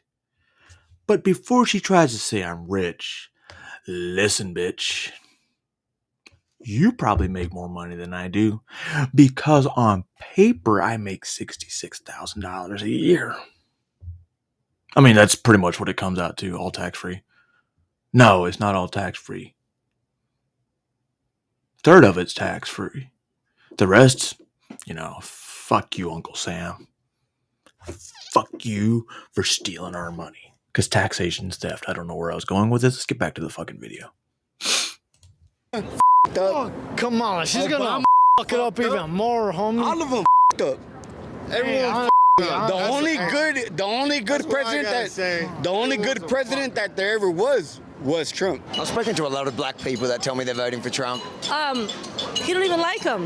They don't. He doesn't like He that. doesn't like us Mexicans either. A lady What? over here just told me, I think she was Mexican, she said no person of color will really be voting for Trump because he hates them. Nah, Trump don't hate nobody. Trump color is green. If you making money, he with you. That's the bottom line. It's all about money. Like, Trump gonna treat this shit like a business. That's what Trump do. So why do you think so many people are voting for him? So many people of color. There's a lot of people of color that I speak to, they're voting for Trump. Do you really think that? I'm saying when I'm... Like the majority. Like, do you think there's more poor people than there are rich people? What? I don't know. I'm pretty No, poor. be honestly, like... Yeah, there's probably more poor people, but I don't know, are poor people voting against Trump? I just think that he's looking out for them than he is more looking out for us. You don't think Trump hates Mexicans? You know what? Maybe. You know what? Those f***ing cartel pieces of shit that kill motherfuckers. That shit. That's some real shit. So you guys think that Trump doesn't hate Mexicans, he hates cartels? Yes or no? Yes or no? Do you think? Hey, we fuck the cartel. What do you love about Kamala? Something she's done in the last 4 years? I just think that she knows what it's like to be poor. She was raised by her mother, who was like a single mother, right? Yo, what the fuck is that bitch next to her? Like, you look at this shit. Look at this fucking, like, absolutely disgusting look for a woman. So, she's looking at him. So you're like, yeah, okay, cool. You can see her face. But then you look. And then you see, like, there's no real big defining features. Except for there's no fucking chin or neck. It's just head. And then body.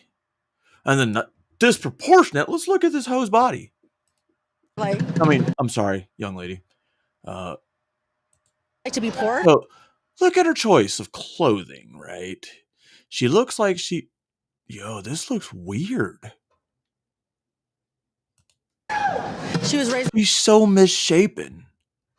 It's fucking ridiculous.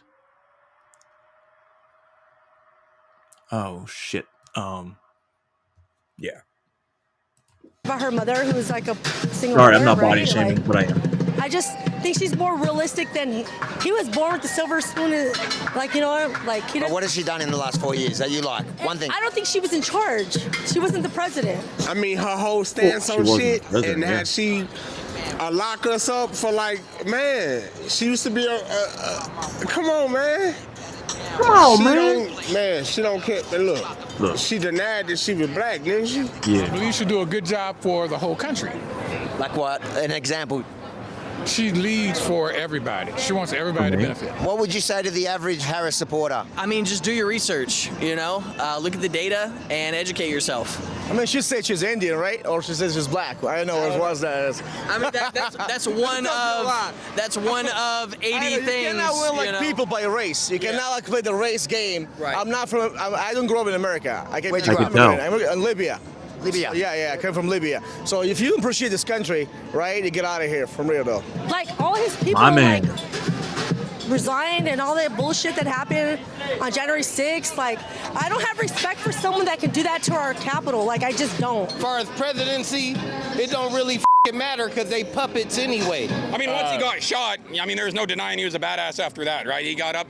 Let's be honest. If Biden got shot, he'd probably still be in the hospital, hospice care. I mean, he's still in hospice, but I don't think it would have made any difference. He'd be in his bunker. If Biden being shot, he'd be in the same state. yeah, exactly. Actually, that's a good point. Do you want another woman to run your life, the President Harris? No, good. Do you want another woman to run your life? She's the boss. Sounds good. You want Trump? Oh, it's that woman. Okay, but let me tell you, he's the head, I'm the neck. I tell him which way to turn his head. I can How tell. it works. I think that Trump is better because he's sorry, I'm a little bit drunk. I think he's a little bit better. Welcome back. Because the shit that he stands for, he will fight for our American country. Are we not the big brother to other countries for some bullshit ass reason? No, I don't know why. Yo, this motherfucker right here. I don't know why. Because I don't know why. I don't know why. Can't back themselves up. Is it true what happens in Vegas? No, not that one. Absolutely. The one up front. Kinda, yeah.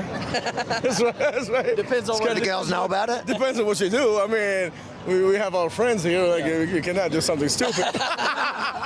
Absolutely. Absolutely. Are you together? He's from Libya. Not yet. You can film it, but what happens in Vegas stays in Vegas. Huh? We won't tell your wife. Okay, thanks a lot. How do you ensure that what happens in Vegas stays in Vegas? I don't know, man. Sorry about that, bro. Yeah? You should probably move back. That's not cool. That's not cool. I feel like they're not protecting people's civil rights here. Of course. Why not?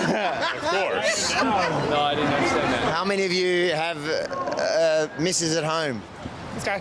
About all of them. 2, 3, all of you? I don't. No. I don't. You don't? No. None of us do. None of us do. We're in my bachelor party. What happens in Vegas stays in Vegas? Or did you just get stuck in Vegas? I got stuck in Vegas. Is that what happened? I got stuck in Vegas. Listen, if I didn't have a wife and children at home, I could see how that could happen. Yeah. I love you, babe. Hangover 4, is it? Yes, that's exactly our thought. That's our motto. Yep. Good. Good luck. Good luck, boys.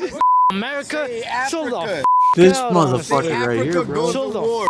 out, honestly. Who are they gonna call on? Hey, I love America, but damn, Who are they you gonna know, call chill on? the out. This is why I like Politics. drinking with blacks and Hispanics, man, because they make it so much livelier. And once I turn red, which is pretty good, that means I'm about to get a whole lot. What's the word I'm looking for? Descriptive and very vocabulary-ly increased. I don't know how to say it. Not challenged, the opposite of challenged. Gifted, so to speak. Yo. I don't know if it's my camera that's really fucked up on zooming, but I feel like my face is moving and morphing. Like it's, you know what? Beaners. The big brother is United States, and United States is the president. Who's the prime minister? Of Australia? I'm embarrassed to tell you. I know, I hear. Albanese. Okay. Do you know who that is? Yo, look at those glasses. That's a Trump from you? Get the out of here. You're not party. I'm happy for you.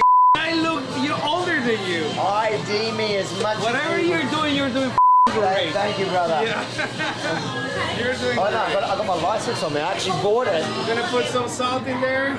I had to actually grow my hair out and beard so you can actually see the gray, but I actually look my age. Great. Happy birthday, man. Thank you, brother. Happy birthday. Well, if you can't beat them, join them. And they keep telling me what happens in Vegas stays in Vegas. That a So shooter? I tell my boss that I'm drinking on the job. You can tell my boss that I'm getting high on company time because I don't give a fuck. My boss?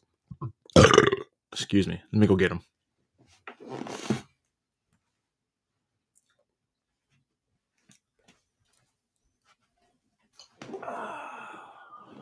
What's up? I'm the boss. What's up? Fucking love y'all. If you made it this far, I'm amazed because I'm pretty fucking eccentric right now. Come on, Trump.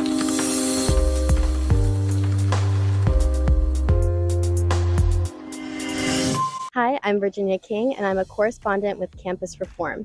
Today I'm at Texas State University asking students who they plan to vote for in the upcoming presidential election and why. Let's see what they have to say. So we're surveying students, asking them their thoughts about the upcoming election and kind of just seeing what they think. Do you know if you plan to vote for Trump or Kamala for president? Probably Kamala. I don't know. I do not plan on voting. I don't. I need to look more into it. But I do plan on voting. I'm just she's cute, though. not really sure. Kamala. I usually like to stay in the middle, but I'll probably be leaning away from Trump in this election. Right now I'm planning to vote for Kamala Harris. I'm voting for Kamala. I'm voting for Kamala as well. I'm planning to vote on Trump. Kamala. And can I ask why? I kind of just support her views a little bit more than Trump. It just feels like there's a lot of turmoil in the whole scene. It just can't really feel myself being swayed for one or the other, some more than most. Because I watched the recent debate and it was a joke to me. I think I have kind of both, like Democratic and Republican ideas. So I think I just need to kind of look more into like what they're specifically doing and then see. But I'm like, I don't specifically lean fully to one side. I just think that she's a better candidate. Like things that she said, like things that Trump has said, just makes me like turns me off from voting for him. So. Well, I mean, I think he's not a great candidate. Just because one, he's a felon, and based on the last election or like his last term, he there's just things that I don't agree with. That's kind of, there's more reasons, but I think in terms of what I see in a president, I don't really like him. Being completely honest, I feel like there's issues with both candidates, but when it comes to Trump, I just feel like there's more prevalent issues. He feels less like a politician and a leader, more like kind of maniacal, kind of. Sorry, I had a I don't know, fucking phone like I call. can't trust him. Probably because she's also a Black African American, just like me. I like some of her viewpoints on what she's trying to do for America. She's not African American though. Well, Do I'm you- real you- big on females' rights. Just and I realize how stupid you sounded. She's not African American. Far from it. Especially if she came from Jamaica. believe we should have the right to discuss what we do with our body, and we have the same viewpoints. I like. Yo, she even wearing a how it's not coming, big and girl. yeah. I kind of feel like when it closed the border, it's affecting my hometown. I just feel like it would be a safer spot for me What's to your live in. hometown? Without doubting yourself. Another thing is inflation is crazy, and I'd rather that be lowered. And the housing and to live in this new generation, I feel like we need a younger mind who will advocate for me being Black, me being a female, and the abortion rights and things like that. I just feel like she's more equipped to advocate for that than Trump is. Is there anything she's done specifically you could point to as vice president or in her political career that you would find to be an achievement? I'm not too involved in politics, so there's not anything specific that I could point out. Right. It's just kind of what I've seen through the media, I guess. Oh, okay. I think that I don't know, not really, but I just feel like looking at both of them, I feel like they both have their pros and cons. People would say that she's not a good person to vote for, but I think out of the What do you two, think? maybe she's better. I can't really say that there's anything I That's know Black so dude. far, just because I haven't really read into what she did as a senator, and also as a vice president, you can't do much. So I know it's not much, but compared to what's happened the last couple of years, just fighting for women's rights and the right to abortion, I feel like it's a big step, especially because I remember during Trump's term and kind of during the last few years, it's a right that's been restricted. I actually don't know. Being a Black vice president as itself is an achievement. That's history. Amen, yeah, As that- a woman too, That lasts forever. I was a freshman in high school. So being a Black vice president's achievement alone. But that's the second highest power in the land. You already had a Black person as a president before this. So I really have no stance on when he was president. Yeah. I have no opinion. Okay. I shouldn't have an opinion if I couldn't vote. I don't have the Yo, did you facts, say and I he don't want shouldn't to say have an anything that's opinion? wrong. But I have been keeping up on what she's doing to the Project 2025, what she's doing to not get that in office, and that I feel like that's the biggest thing, because financial aid and reduced lunch for kids and abortion rights, I feel like that's really important, and those are things that I had in my life. So I just know that she's working specifically on that. I don't have the facts on everything else, but yeah. Thanks for watching, and go to campusreform.org for. She had an abortion because that's what she had in her life experienced.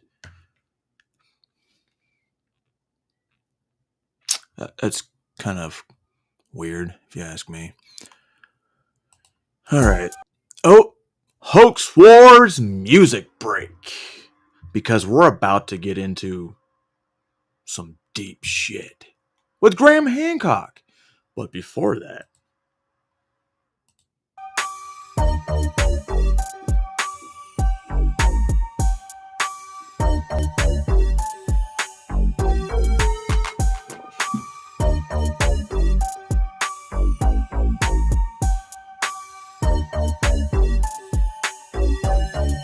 wordplay, activate. Why you always cynical? Hit you with some change just so I can knock some sense in you. If you paid attention, it would cost you just a penny for your thoughts, and now I'm spreading like the gossip in your middle school. We in a mental prison, convicted of repetition. You only empowered till you power on your television. We in a decade where everybody is sensitive, and if you get offended, you raise attention till tensions build it. If it ain't politically correct, it's when you make waves. I spawn the wave so I can try to change your wavelength. Look, you chemically imbalanced and you probably depended on medicine. It puts the harm into pharmacy. You introducing toxicity to our bodies with the food and the water you provide us, and this is comedy. That you trust the FDA as they work along with Big Pharma to poison us, diagnose us, prescribe us to begin profiting. We've been brought up by the world's elites and the blood runs deep. It's a new world order. Somebody wake me please from the American dream. I said we've been brought up by the world's elites and the blood runs deep. It's a new world order. Somebody wake me please. I've been studying statistics like an economist. The truth is in the water, but the water's what the problem is. Look, I am anonymous, signing on and you following. Searching for a high while I'm searching for a higher consciousness. The bottom line is that we've been focused on everything that's technologically inclined, and it's been blinding us. It's more symbolic than Masonic trigonometry. You trying to find a balance like you swallowing Klonopin, huh? I am enlightened in the thought that we've been darkening the minds of the masses. It's like we've all become robotic. It's demonic. The monsters that monitor you have been targeting you by the products you bought, or simply by the monopoly. A lot of these controlled oppositions make a mockery by falsifying these topics like the Illuminati, but the blood runs thick when it's been drawn with the phlebotomy. We need a closer look than today's modern day astronomy, huh? We've been brought up by the world's elites and the blood runs deep. It's a new world order. Somebody wake me please from the American dream. I said we've been brought up by the world's elites and the blood runs deep. It's a new world order. Somebody wake me please. You go against the biggest lies, then lose. The biggest lie then becomes about you. I said, you go against the biggest lies, then lose. The biggest lie then becomes about you. Try to dumb me down, there's nothing that can reverse it. It goes deeper than researching and just scratching the surface. The water that you drink contains a hazardous waste, extremely neurotoxic chemicals. You can't see your taste, there's fluoridation. It causes you submissive behavior, it messes with your brain, leading to IQ deprivation. Now tell me this, why in the world would they wanna take control? It's the goal, 1776, the NWO, whoa, no. Don't believe everything that you see on TV or in the history books that you read. They own the banks, control the media and everything you hear in the music and the entertainment industry. We've been brought up by the world's elites and the blood runs deep. It's a new world order. Somebody wake me please from the American dream. I said we've been brought up by the world's elites and the blood runs deep. It's a new world order. Somebody wake me please. Chills. I got chills. And they're multiplying. There's more to that, but for some reason I can't think of it. But it doesn't fucking matter, ladies and gentlemen, boys and girls. So this, let me be pretty 100% sure this is, yes, Patrick Bet David with, wait, when was this? 3 days ago, with none other than Mr. Dr. Graham Hancock, who dives a lot into old world. You know, we're on the same wavelength, me and him, and obviously you and me are on the same wavelength because you're still here. If you're here because of one of my shorts on YouTube, yeah, Make America Great Again.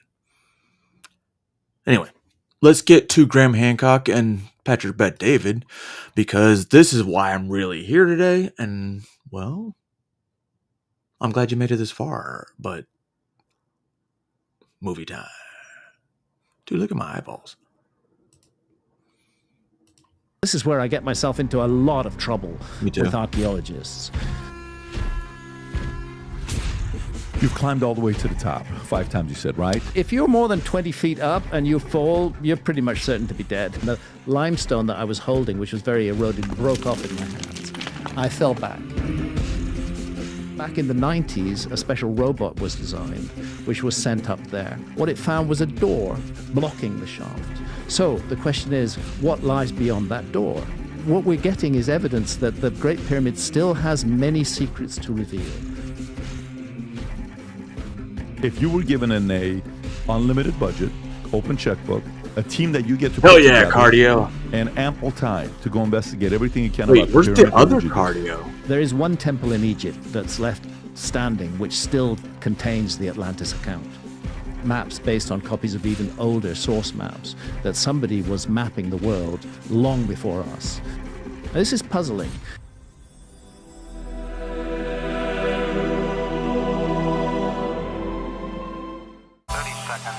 Did you ever think you Great. would make Definitely huge it? fan of I feel I'm David, supposed to but take sweet victory. dang, This I'm gonna be life meant weeping. for me. Yeah, Well, why not would really you bet on weeping, Goliath when because we I'm got also here Bet to David? Valuetainment, giving values contagious. This maybe world of entrepreneurs, we get no value to hate it. How they run, homie, look what I become. Why? I mean, I can agree with him too. All right, so today we have a very special guest here with us. Okay, very. Not only does his name sound like a major Hollywood movie star, Graham Hancock, right? That's a powerful name. No relation to John Hancock is what No? I mean, right? Well, I suspect there is a relation. Maybe something. Because the name comes out of Okay. Cornwall in the west of England, and then there were settlers who came over to the US. So that could be it. There's not that many Hancocks around. Maybe you guys Hamilton might have been in my bloodline. Just saying. are from an ancient civilization that we don't know about. We got to go through Ancestry and figure this one out. I would, You know, but and that definitely brings up no a good relation to the point. Hancock. Ancestry updated for me like 2 days ago. And I went from Egypt, 1% Egyptian, to 7% North African. Does that mean I'm an African American? I like it. I like it. One drop rule, right? I'm calling the NAACP. Ooh, do you think I can get welfare now? Anybody?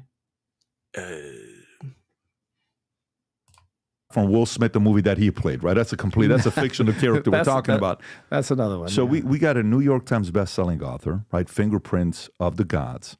And then you're about to go on your season 2 of Ancient Apocalypse, Ancient right? Apocalypse, October 16th. which launches on October 16th. Yeah, so and it's six episodes of 40 minutes each. So I had Randall Carlson on. I've had Stephen Greer on multiple times, Billy Carlson on. And we have all these conversations, right? Yeah. And, you listen, and a part of the level of curiosity is kind of like, well, I don't know. They sound convincing, but I don't know. But I want to learn. I'm curious. I'm curious to know what they're going to be saying. So to me, there's 3 different types of people when it comes down to the ancient civilization. There is the establishment side that maybe will say, look, there is no such thing as ancient civilization. Indeed so. Then Or no such thing as a lost civilization. Lost civilization, right. No lost civilization. That's the right word. Yeah. And then number 2 is, there was a lost civilization. Then there's a different camp that says, yes, there's a lost civilization, but they didn't have no advanced technology that you're talking about. did. And then there's the third camp that says there is the lost civilization and they had incredible advanced technology. Which of those 3 do you associate yourself more with? None of them. None of them. No, So because the word advanced is extremely nuanced. What I'm talking about, and this is an area where my work has been repeatedly, deliberately, and in a calculated way misrepresented by archaeologists who don't like my work and the ideas that I'm suggesting. When I talk about an advanced civilization, let's be clear, I think that all civilizations on this planet emerged ultimately out of shamanism. If we go back into the Stone Age, if we go back into what's called the Upper Paleolithic, we will find that the world was... Shamanism? Interesting. Pretty much shamanistic at that time. Every culture, every tribe, every group would have had its shaman who was bringing healing and who was dealing, if you like, with the supernatural. That's what shamans still do today in the Amazon rainforest. So I think that all cultures. That's what I'm doing right now. Cultures emerged out of a shamanistic background. But what I'm suggesting is that during the Ice Age, there was one culture which went quite a bit further than other cultures from that same shamanistic background. It's a characteristic of shamanism, which a lot of people don't realize, is that true shamans are extremely scientific. If you go to the Amazon rainforest, as I've done quite frequently, and as I do for season 2 of Ancient Apocalypse, and sit down to drink the powerful visionary brew, ayahuasca, you will discover that the shamans are constantly sampling plants. They're in an experimental, highly rigorous, rational way. They're sampling plants. They're adding admixtures to an existing brew, if that's the case. How else could they have created curare, for example? Curare is an Amazonian invention. Curare is still the basis of modern anesthesiology. It involves 11 different plants, none of which are effective on their own. You have to mix them all together. Same with ayahuasca. It involves 2 different plants, none of which are effective on their own, but mixed together, they become effective. And when you remember that there's more than 100,000 different species of plants and trees in the Amazon, then you are looking at a scientific project to find, locate, and create these things. And this is true of shamanism in general. So I think that there was one shamanistic culture back during the Ice Age which went further than others. And when I say advanced, I want to be absolutely clear. I am not looking for us in the past. So I am you're not talking about, about a like, civilization that had iPhones. ancient civilizations, ice ages, and then them surviving. You know, being the ancient civilization. So why are they not in Antarctica? Who's to say they're not in Antarctica? For all we know, Antarctica is the bottom of the globe. I mean, for all you know. It's not. It's just a wall. A wall to what? What's withholding? What's within the wall? Right? What we know is Earth. Not saying that planet Earth is not. You know what? If you're here, you know I believe in flat Earth and ice walls. And those are the alien cultures that supposedly, or ancient civilizations that disappeared. No, they didn't disappear. We're just their pet project. Well, you're my pet project because I'm from the fourth realm. And flew to the moon, or built rocket ships, or Teslas, for example, a high-tech machine civilization. But I am talking about a civilization that has gone much further than others. I was bored this morning, and right as I was going live, I made a fucking pretty cool AI. And then within this short time, 15K? No, 1.4K. Off of fucking short. I'll take it. During the Stone Age. And where it had gone, where I derive this from, is the evidence of a knowledge of longitude on ancient maps. Now, longitude are the vertical lines down the map, and latitude is the horizontal. Longitude is a problem that our civilization was unable to solve until the mid-18th century. It was always a risk being out at sea in a sailing ship, and you can't quite calculate the wind speed and the currency. If you say you're sailing from Britain to America, you have no idea at any point exactly how far away you are from the American coast.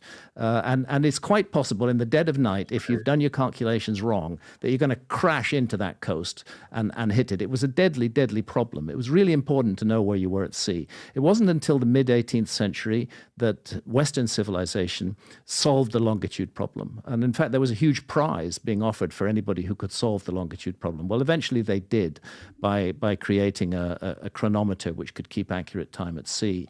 But before that, nobody knew where they were in terms of longitude. It was always a rough guess. What did they use back then? What did Columbus use when he went from Spain to Caribbean to here? Was it just a wing job? Just rough guesswork. Just rough. And he, of course, Just didn't follow know. the waters. Columbus didn't even know for sure whether he was going to find a continent on the other side of the Atlantic Ocean. Yeah, they were giving up But hope, he right? had reason to believe he would, which touches on these ancient maps that I speak about. There was a sense that there was something there. But he wouldn't have known at any point in his voyage how far west of Greenwich in the UK he was. He wouldn't have had any idea. So knowing longitude was a real huge breakthrough for seafarers in our epoch, for our civilization. But these ancient maps that I'm speaking about, which are in many cases maps that were produced in the 14th, 13th, maybe 15th century, but always based on copies of older source maps now lost. The Orontius Phineus world map is an example. The Piri Reis map is an example. And many of the maps that are called Portolanos that map the Mediterranean Sea are an example. They all contain extremely accurate relative longitudes. A lot of these, they if you should wanna not look do at so. the- Even if they were You go to the Library of Congress, www.loc.com or something like that. It's free. Register and you got unlimited access. just made in the 14th century and not based on earlier source maps. They shouldn't have relative longitudes, but they do.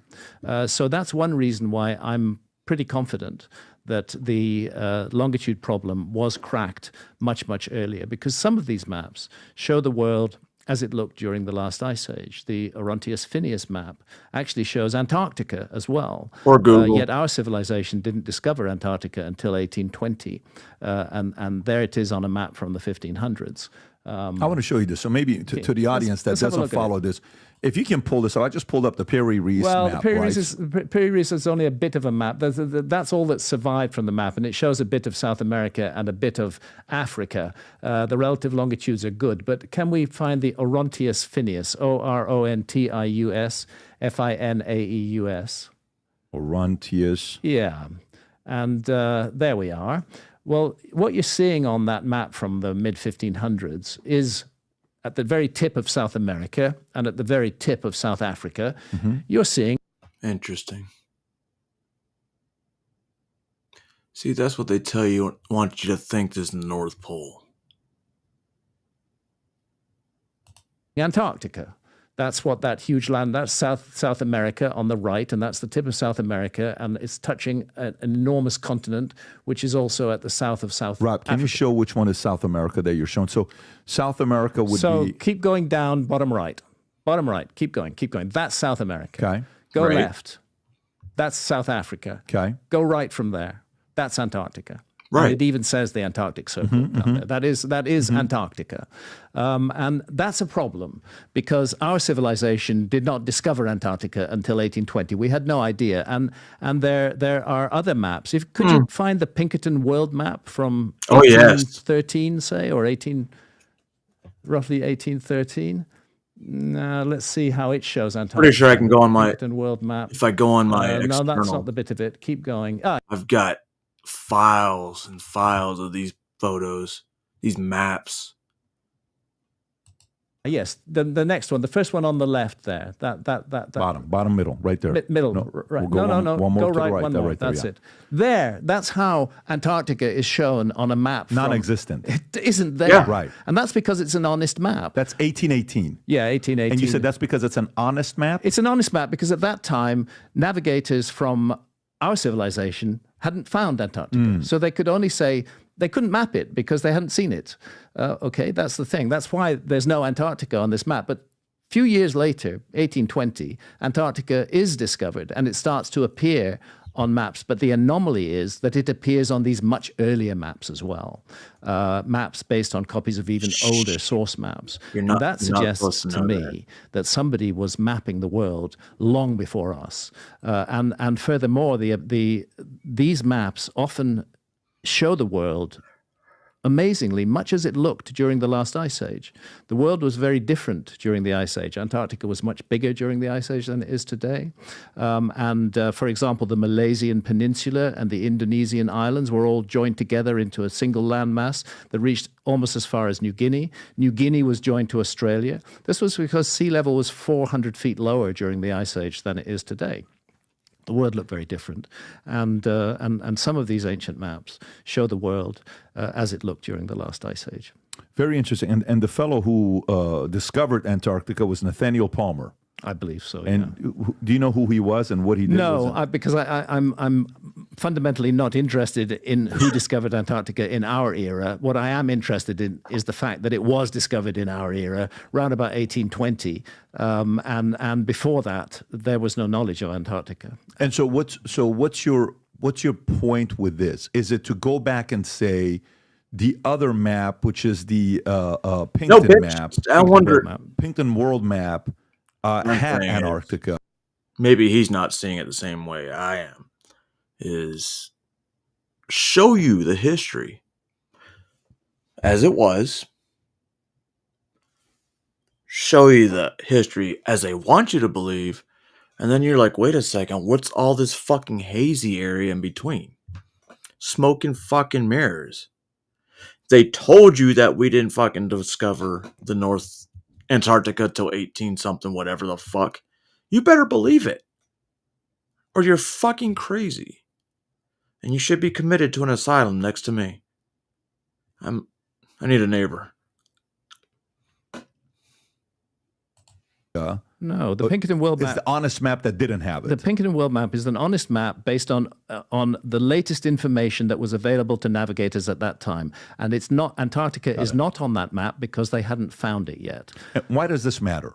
Well, it matters because if Antarctica is present on ancient maps, then it means that somebody was able to sail the world, to explore the world's oceans, and to map the world's oceans, and furthermore to do so with rather good relative longitudes. That's what I mean when I talk about an advanced civilization, a civilization that had advanced astronomy, that was able to observe the stars, understand the rising and setting points of stars, navigate using stars, and that was able to explore and map the world. Therefore, it had some significant seafaring ability. But I'm not talking about a civilization that had motor cars or airplanes or iPhones. I got you. So you've said, I think in the Ancient Apocalypse that you don't see yourself as an archaeologist, not a scientist, but as a journalist, right? Like as a researcher. Definitely. So as you research and go even deeper, is there any fingerprints of who was the first to find out about Antarctica at that time, especially if it's 1400, 1300, 1500? Well, the only what name is mentioned? No names are mentioned. It's just said to be there. There's on that Orontius Phineas map, there's a legend written in Latin at the bottom of it, and where the mapmaker boasts about revealing to the world areas that had been hidden in darkness before that. And that sounds to me like ancient maps that had been hidden away, and that some had been found. Hidden in darkness. In traditional academia archaeologists, okay, and let's call them the establishment versus some of the guys that are challenged, like yourself. Okay, let's just like say me and Randall Carlson. Sure, let's call it anti-establishment, the establishment, the traditional way of looking at it. Fair enough. Yeah. And what is their position on this? What do they say? So these are the ones that have all the degrees and the fancy degrees and universities and professors and all these papers they've written. What do they teach students since they're They don't take the ancient maps seriously. They think they were exercises in fantasy by ancient map makers. They don't believe that Antarctica was discovered until 1820. They think that some map makers just thought that there should be a landmass at the bottom of the Earth and just stuck it there imaginatively in exactly the place that Antarctica is. They dismiss the whole line of reasoning on that. But for me, I'm not claiming that these maps prove there was a lost civilization, but I am saying they are a huge anomaly and a puzzle, which I have plunged myself into. I'm following my curiosity wherever I go, and I'm doing so in a journalistic, not in an archaeological way. So what archaeologists study, much of it is very useful to me, and I have great respect for many archaeologists, and they do very detailed, nitty-gritty work down there in the dust, and it should be valued and it should be treasured. But I don't think it's the only way to investigate the past. I think we have to take other issues into account as well. So, for example, with the Great Sphinx of Giza, archaeologists will tell you that the Sphinx is the work of a particular pharaoh, Pharaoh Khafre, who they say built it during the 4th dynasty, around 2500 BC, give or take 50 years. There isn't a single contemporary inscription that says Khafre built the Sphinx. Nothing whatsoever. There is a stela that's in between the paws of the Sphinx, but that was erected more than 1,000 years later.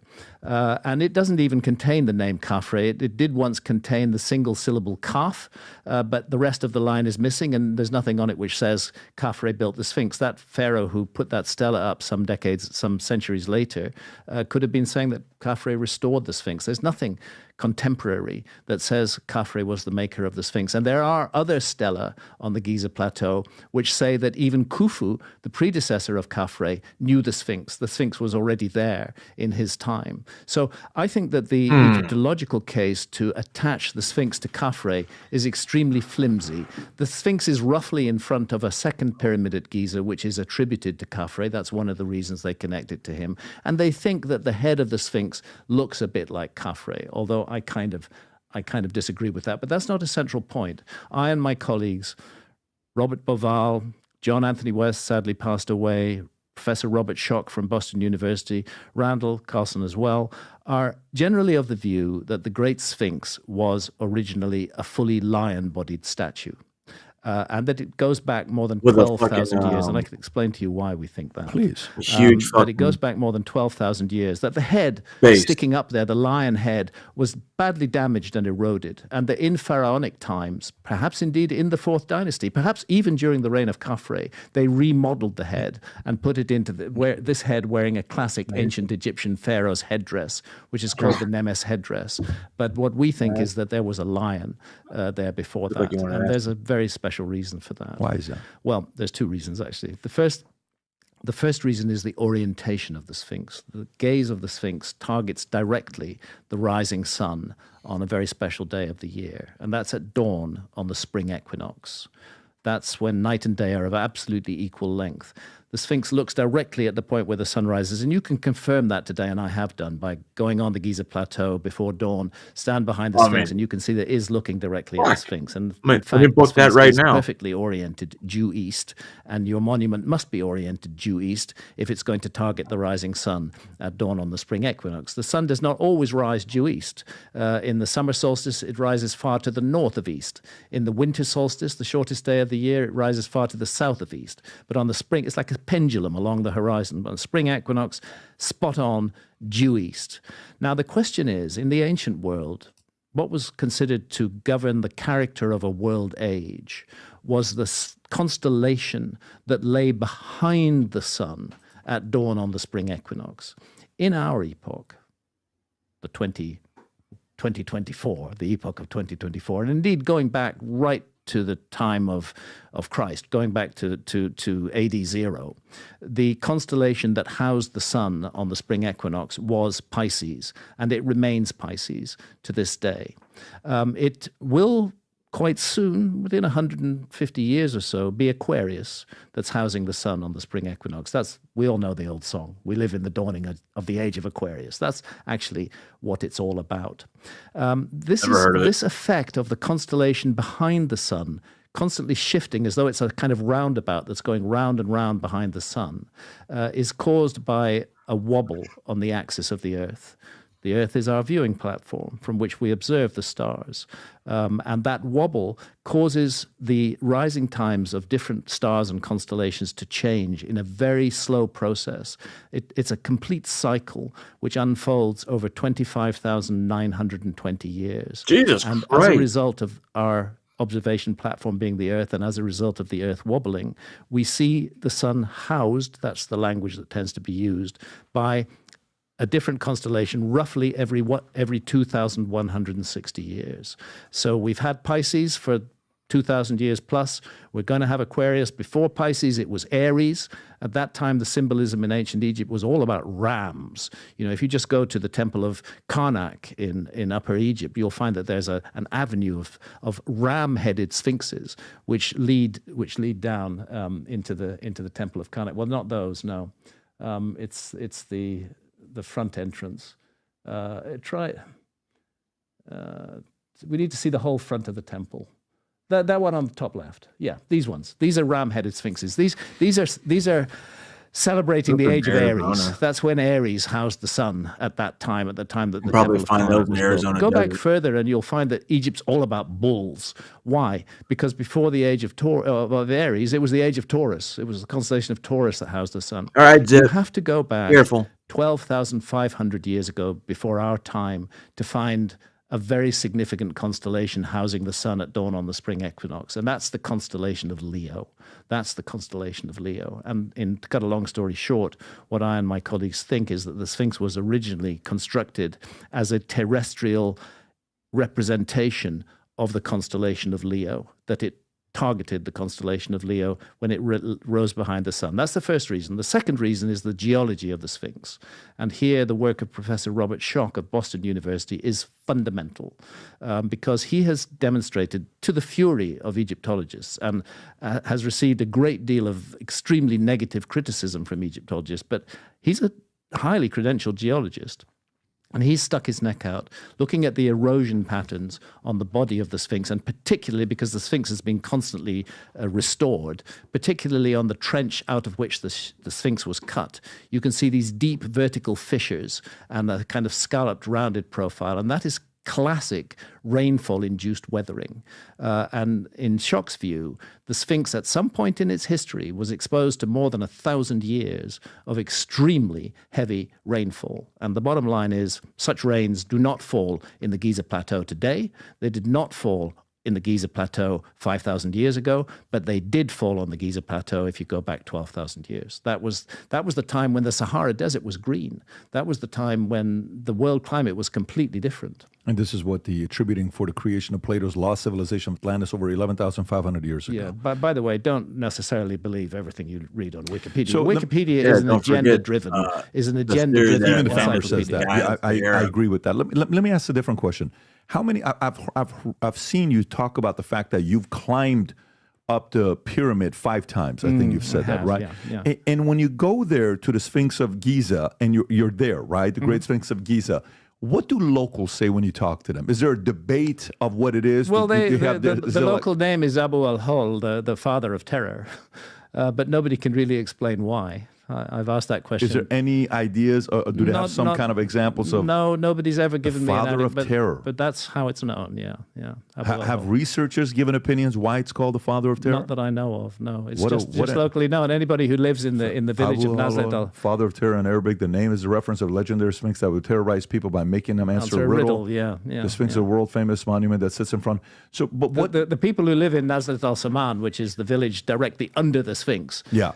They can't tell you why it's called Abu al-Hol. But how do they feel about it? What's their, like... They're very proud of it. In what way? Why are they proud of it? Because it's a beautiful, magnificent thing.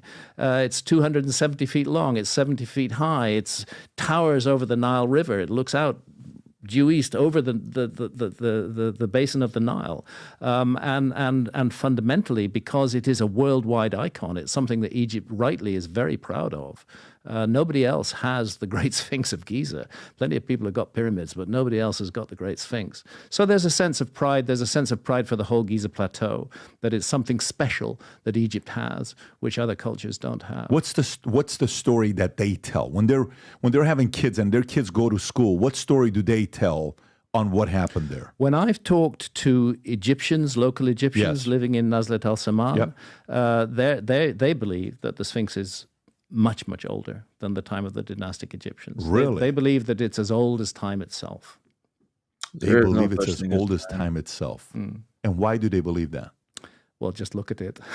That's why those erosion patterns around the side. There's a feeling of great antiquity about it. Of course, they're not looking up encyclopedias and going into the archaeological textbooks. They're just giving a gut reaction to this amazing thing. So when you talked about what it took to build a pyramid, right? The stats you gave, you said it's 6 million tons, 481 feet high. Correct. You can say it probably better than that. I'll say it exactly. The calculated weight is 6 million tons.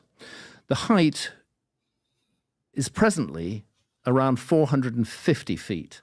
But that's because the top 30 feet of the Great Pyramid came off in an earthquake around about the year 1300.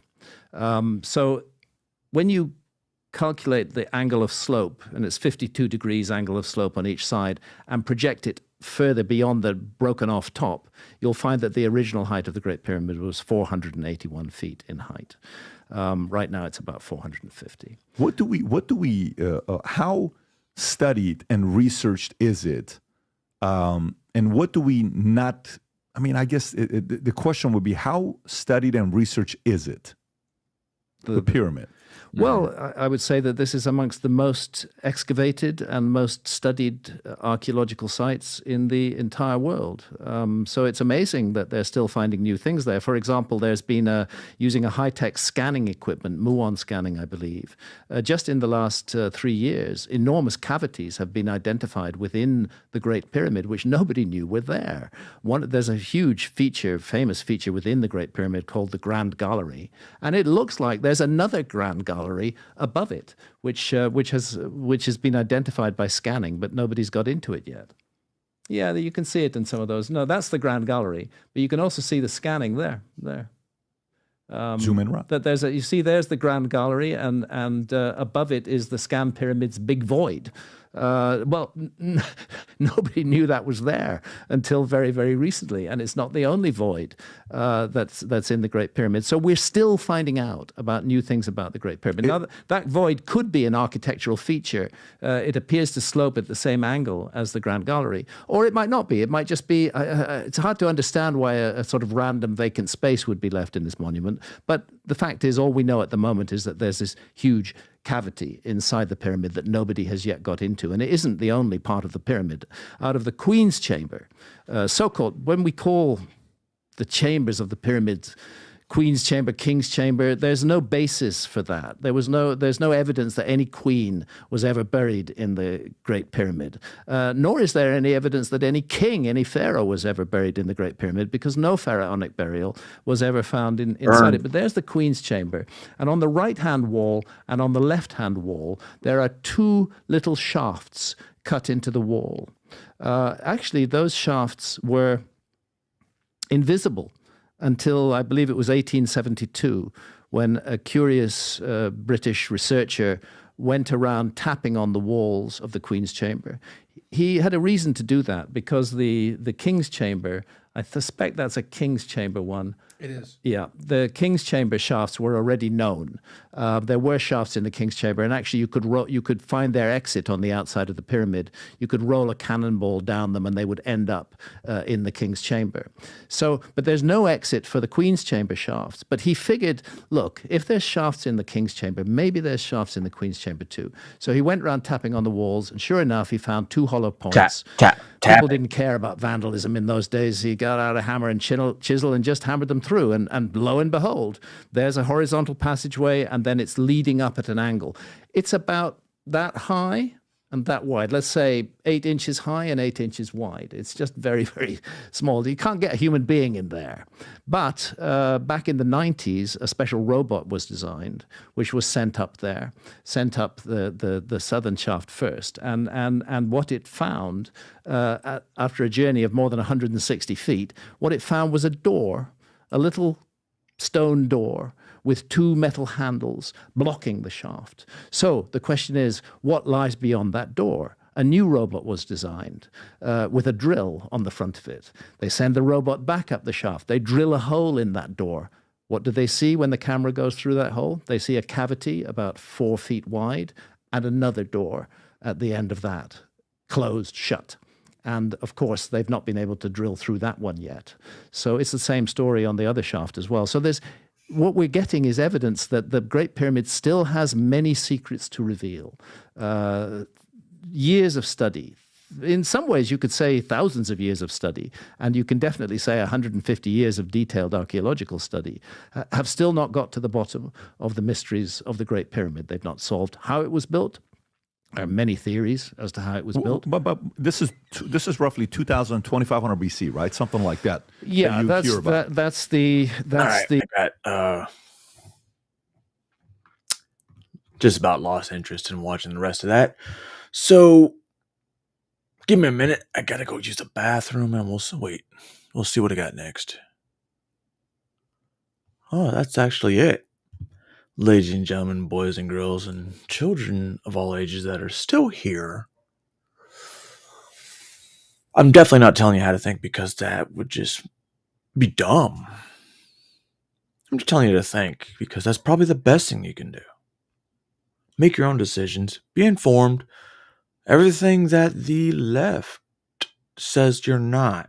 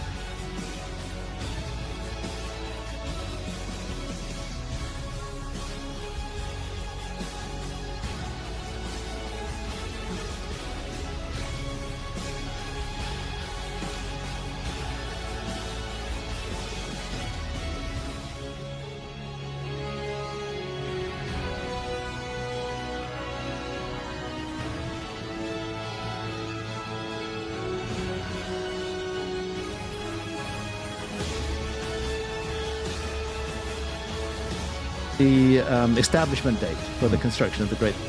While most brains are on autopilot, Sigma males are always in manual control. No one else is steering their thoughts. They are independent thinkers, always questioning and analyzing everything that comes their way. This makes it nearly impossible to brainwash them, even with the most cunning tactics. While others might fall for fancy words or group pressure, these guys are busy doing their own thing. They don't just accept what they're told. They pick it apart, turn it over, and decide for themselves what's what. It's not that they're trying to be difficult. It's just how they're wired. In a world where everyone's trying to sell you something, whether it's an idea or a product, Sigma males are the ones who can see through the smoke and mirrors. Here are 7 reasons why they can't be brainwashed. Number 1. Their gut instinct is louder than any propaganda. Have you ever had a feeling deep down that something just wasn't right, even if everything seemed fine on the surface? For Sigma males, this gut instinct is more than just a feeling. It's a powerful tool that guides them through life. While many people can be influenced by well-crafted propaganda, catchy slogans, or persuasive speeches, these men rely on their inner voice to tell them what's true and what's not. This instinct acts as an internal alarm that goes off whenever something feels off, even if they can't immediately explain why. What sets Sigma males apart is their ability to trust and act on this instinct without hesitation. They don't ignore it or push it aside just because a situation looks good on paper. If their gut is telling them that something doesn't add up, they'll listen to it, and they're not afraid to take a step back to reassess. This makes it much harder for anyone to manipulate them using flashy promises or emotional appeals because their instinct cuts through the noise, warning them when something doesn't feel genuine. Their strong intuition isn't just a matter of luck. It's the result of experience and self-awareness. Sigma males spend a lot of time observing, reflecting, and learning.